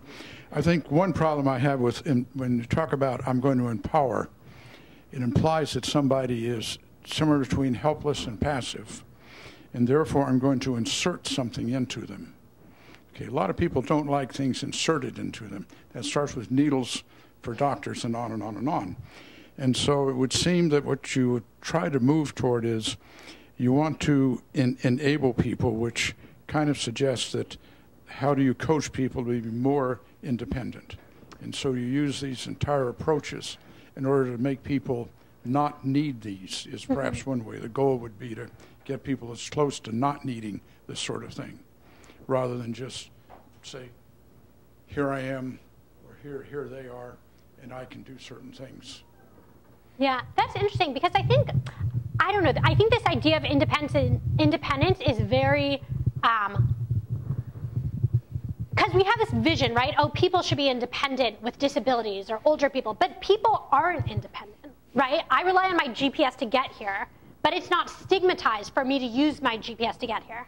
Yeah, but I think if you look at a balance, some things you can be independent about and some things you can't be. Mm-hmm. You can't be independent about what driving rules you're going to use, but you can be independent about what kinds of thoughts you have and things of this sort, to take one example. Mm-hmm. So it's a balance. Where's the another way to put this is, what is the community you're building, and what's the balance in that community between sort of structure and people being able to be independent? Yeah, interesting. So one project that I have in future work that I'm not going to talk about today is this co-design of smart home technologies with people with kind of earlier dementia. And I think that one is, this method of co-design is where you're working with people from the start, seeing what they want and need, and then building that with them. So that might kind of address that train of thought. But I think, yeah, thank you. So maybe I'll try and get through this one quickly so I could talk about my third project, at least a little bit. But basically, people found these cracks in this unified presence, right? They started to attribute different kinds of personalities and interactions to different teleoperators, and they even worked to get to the teleoperator they wanted. So one participant told us how she knew they weren't allowed to answer personal questions about their lives, so she would ask them questions to get them frustrated with her until she would get her favorite one on the line. And she got smart. Yeah, they got really smart about figuring out who was there, and they thought a lot about them. So thinking about that reciprocal kind of care, this system almost was built in a way that there couldn't be kind of real care expressed by the people using the device, right? The pet was very free with expressions of love. It said, I love talking to you. The first time we opened it up and gave it to someone, it would send these cartoon hearts. But since people couldn't find out about teleoperators' lives, they couldn't ask them about how their kids were doing, but people still found a way to care about the teleoperators. So they thought about questions they were and weren't allowed to ask and tried not to get people in trouble for the most part. They thought about time zones. They said, oh, this person might, it's probably this time for them.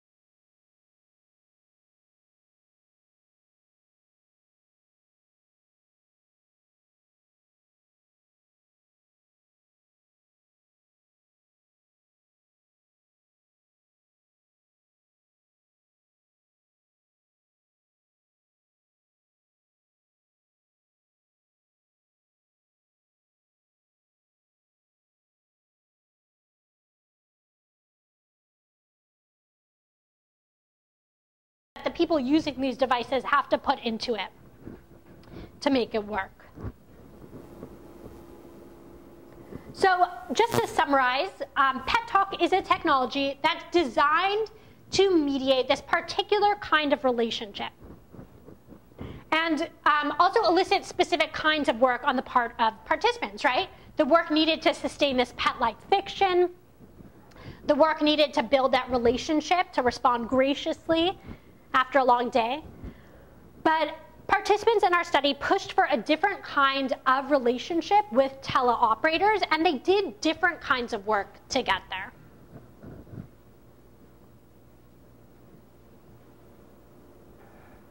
So I'll skip through these, I think. And so far I've talked a lot about looking at existing technologies, and I'm going to talk about one study where we built, we kind of created a prototype for a new kind of technology to meet some of the needs that we weren't seeing being addressed. So earlier I spoke about narratives of aging, and these are really amplified when you come to the case of dementia and cognitive impairments.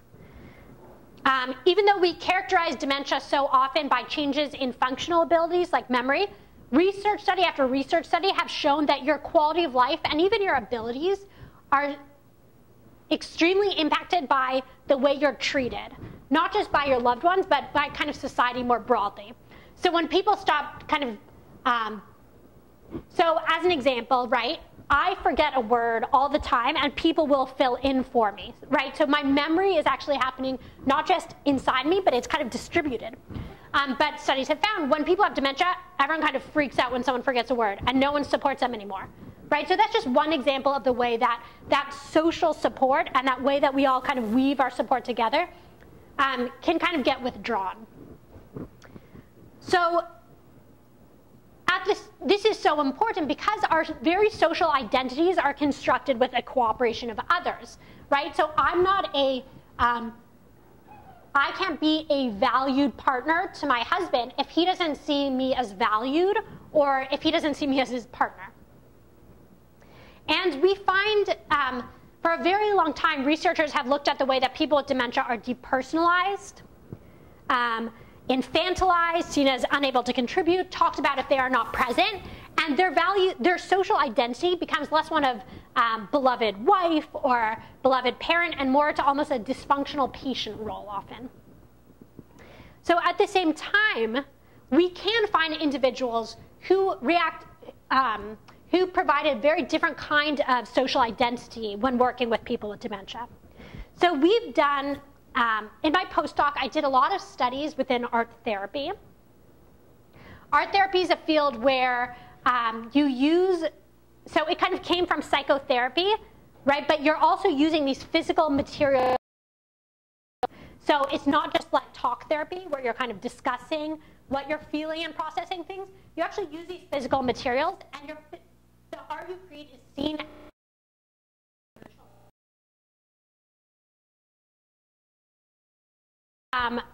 In the past, some of the things we found is that this art therapist helps construct this valued social identity by providing dynamic support. So we studied art therapists working with people with different kinds of cognitive impairment, and we found that they provide this very dynamic support. They kind of maintain an awareness of who's in the room and what they're doing, and they provide support where it's needed, and importantly, in the amount that's needed. So there's this balance, right? If you don't help someone enough, it could be frustrating. If you maybe this has to do with this, your point about kind of helping and empowering. If you provide too much help, it's kind of disempowering because the person isn't able to engage at kind of their level of ability. So in this image, you see the art therapist is doing a ton of work to help this woman who has Parkinson's get her, do her art. So this woman wanted to glue a ballerina onto the paper, and the art therapist had the woman hold the glue stick. The art therapist moved the piece of paper around on that glue stick. She flipped it over, and she moved the woman's hands there so the woman could pat it down. Right? So she's doing a lot of work to engage this individual as much as possible. some of the things when we design technologies for dementia, sometimes we design it to be as simple as possible. But what we learned from our therapists is that that's not really the right approach. You want to design right at that place where they're able to do that, that kind of optimal level of difficulty. So a second way this art therapist constructs this valued social identity is by confirming abilities and self-worth. So a big part of art therapy is showing your art. So here, the art therapist is kind of holding up her artwork, this woman's artwork, so that the woman can explain to the group what she made. If the woman kind of forgets details here and there, the art therapist can kind of come in, help supply them, but withdraw and really position this woman as the artist, which she is. So this kind of smooth sharing that we saw in art therapy is very different from when the art therapist decided to share a picture of the artwork with a family member. So there we see her pull out her phone, take a picture of it, and start to send it. And the art therapist said that this really took kind of the attention away from this individual as the artist, as the person making these decisions, because she didn't really understand how to use the phone. She didn't really understand what was happening. And the art therapist even said, when I asked this woman, do you want to share with your family members, the woman might say yes, but she didn't know if that yes meant was more because in a relationship you might want to say yes to make them happy, or if she understood, oh yeah, you want to share with this person? I do want to share with that person. So we designed a prototype system to see if we could bring people with dementia more centrally into that experience of sharing their artwork. So the whole process involved that field work that I talked about, these kind of 2 years of observations in art therapy, looking at the literature, doing interviews with art therapists, and then some methods to kind of iterate on our design. And then finally, we did some case studies that I'll talk about today. So the system we built is called Moments. And the therapist can use this flexibly within their current practices to facilitate discussions around sharing artwork and saving decisions that were made to a portfolio. So the tablet is housed, this is a tablet in the center of this. It's just housed within a frame with physical buttons around the frame. Those physical buttons are actually connected to the tablet through an Arduino. So they actually do, you can record and play audio through those buttons around the tablet. The reason we decided to do that is we found that having physical buttons was just a little more intuitive than the buttons on the tablet. People with dementia can use and understand touchscreens often, but these physical buttons were just a little better, we saw. So there's a mirror over the front-facing camera on the tablet at 45 degrees, so that when we capture a picture with that front-facing camera, it gets that physical space in front of the tablet. And we used a computer vision library with tags that were, it's similar to QR codes. It's called top codes. So we can tag these physical objects with these codes so that the computer can scan and store. So I'm going to take you through a scenario of use of this system, and I think it'll make a little more sense. So we start with the art therapist painting alongside an individual with dementia. So each person has a portfolio that she works with. So they'll open their portfolio.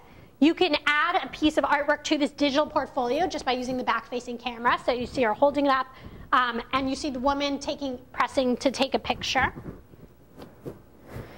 You can then record and play audio as part of this. And the reason we did this is we saw that in art therapy, when people were working together, there was this contextualization of artwork that people were able to do.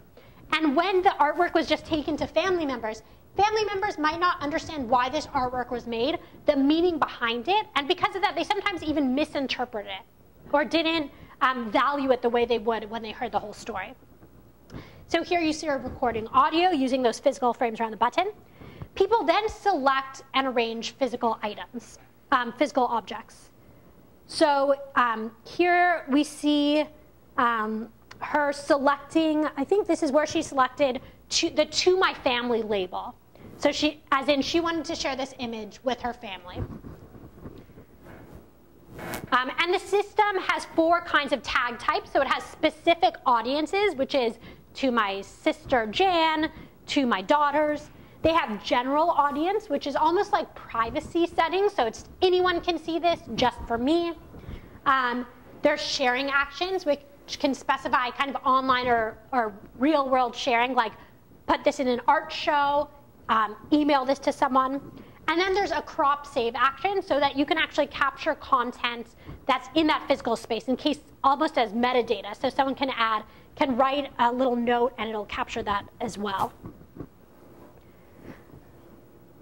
So currently the tags are hard-coded in, but we intend to create a way for the therapist to update these dynamically as well. So you then capture the workspace by pressing scan once the physical objects are arranged. This front-facing camera takes that image of the physical space in front because of that mirror at that angle. The system scans the picture to find the code, which it knows is associated with the label "to my family." It's stored in the portfolio, and you see it pop up here, just so you can kind of have that verification that it's intended to go to my family. Do you have time to go through like a quick case study with this, or are we out of time? If this is something that you can conclude, then we could just have Yeah, so maybe with this, I guess I'll wrap up, and I'll just say that when we used it with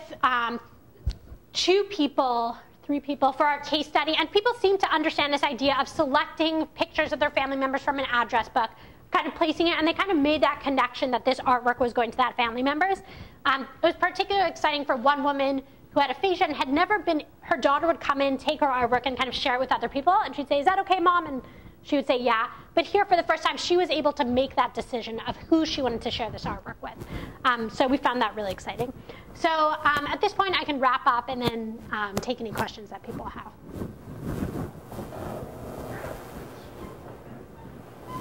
I was going to add a comment to this. Have you heard of the product called Rocketbook? Mm-mm. Okay, it's a paper. Well, it's a art thing you can buy with erasable markers, and you can write in these books with various pages, like a notebook, and draw pictures. And then if you have your camera on your phone, it requires a camera or a pad. You take a picture of that page. It's got a code at the bottom, and you relay that code to, I think it's 6 different email addresses or storage devices. So you can send it to people. You can send it to Dropbox. You can send it to your iDrive. And it's very similar to this. Yeah. And then it's all erasable. So you could do artwork, and we gave it to our granddaughters. Very cool. So they could do artwork with the erasable pencils, and then they just click on it. And if they click on the icon, it has little check boxes at the bottom. And if they cross off one, it sends the picture to us. If they check it somewhere else, it sends it to somebody else. That's really cool. Yeah. So it's a really nice thing. It's called Rocketbook. Yeah, I noted that. I'll look that up. I really think there's so much potential for hybrid systems, like physical and digital systems, because we like engaging in the real world, you know? And lots of people with dementia are very good at engaging with the real world. Sometimes when things get digital, I didn't show this, but in an email system, you have to go to the top, remember who you want to share with, type it in, move down to the header line, move down to the thing, press send, and then it disappears, right? In a way that's just not natural to us. When we engage in the physical world, you write a letter, you close up, you see the envelope, you put it in the mailbox, but it doesn't just disappear at the tap of a button. So I was wondering about a question that might not be exactly addressed by your research, but since it's closely related, I just wanted to know your personal viewpoint.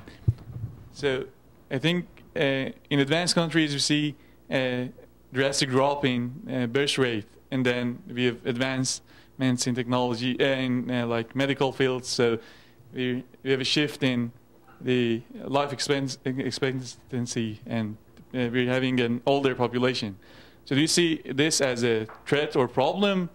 Or if it is a problem, do you think that we're moving fast enough to address these problems by maybe technological caregivers or staff or things that we need manpower to do? Or no, it's just not a problem. So how important do you think this problem is, or if people have been addressing this? Yeah, thank you. So I think the problem is thinking about it as a threat is removing our ability to be creative. So I don't understand why we're not thinking of ways that people, older people, if they wish to, can continue to contribute in different ways, especially people with dementia. Lots of people with dementia, early diagnosed, they still want to work.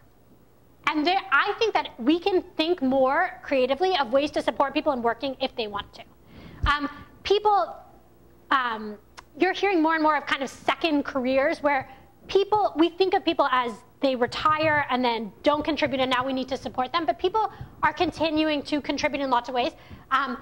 Caregiving, older people can sometimes be providing care for younger children. That's like a tremendous economical value that they're contributing that we're not recognizing. So I think when we think about it as kind of this burden on us, I think we're losing out on creative opportunities either to recognize what's already happening, a different story, or to provide opportunities for different kinds of contributions if people want to. I'm not saying that everyone needs to work after they retire forever, even though it's apparently now we all have to. I heard of a study in Japan where older people, but I'm talking 60s or older, would, if they were in good health, would take care of older, like 80s and such. Yeah. And I thought, very smart. That's good. Yeah. Because they were contributing and they were taking care and Yeah. It's also kind of interesting because I know in Japan they're very really looking into technology, but their immigration is very strict. So they could get human caregiver. You know what I mean? So I think everything is very tangled up in kind of politics and yeah, like everything else in life. Yeah.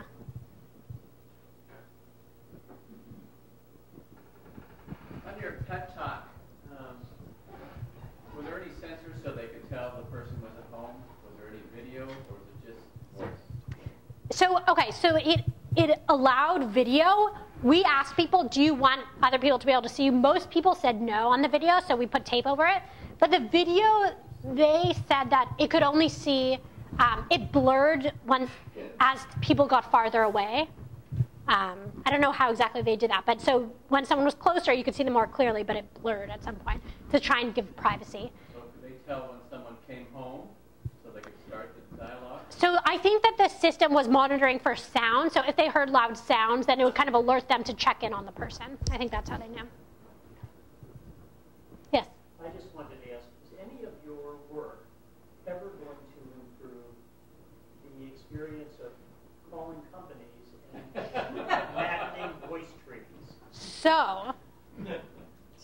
So that, yes, I mean, I wish. But so I think this work, though, the Pet Talk work, they want to replace the people on the other end with a phone tree, with AI. So one of the researchers in my field, as they were replacing human teleoperators with these trees, he was part of the company that was trying to replace them, but he wrote this paper saying, hey, they have a tremendous amount of skill because they're seen as unskilled, easily replaceable, but he's saying, no, they're doing a tremendous amount of work. And unfortunately, they didn't listen to him. Everyone's replaced with phone trees, and it's horrible. Right. You know what I mean? Like, you just say 0, 0, 0, 0, 0, 0. Unless you want opening hours. That's the only reason they're ever useful to me. So I think by looking carefully at their work, saying people are performing skilled work, they're not just these unskilled people that we can replace, but we pay them so low that it's easy to fall into that trap of, which again gets into larger political issues, I guess. Okay, last question. All right. Some questions. Who is in charge? How much? Who is in control? How much? Move as much control from the aid to the person would seem to be one of the things you'd like to get to. To do that, you need non-rigid systems. And the idea is that the overall goal is to live free in your own country. To what? The overall goal is to live free in your own country. Yeah. Thanks. I'm really inspired by, there's this kind of human rights movement actually in dementia right now, which is saying like, hey, we have human rights to be able to be supported to live the ways we want to, which is very inspiring to me. Thank you so much. Thank you.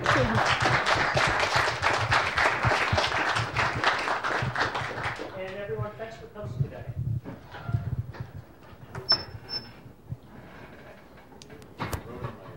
Last call for parking. Sign in.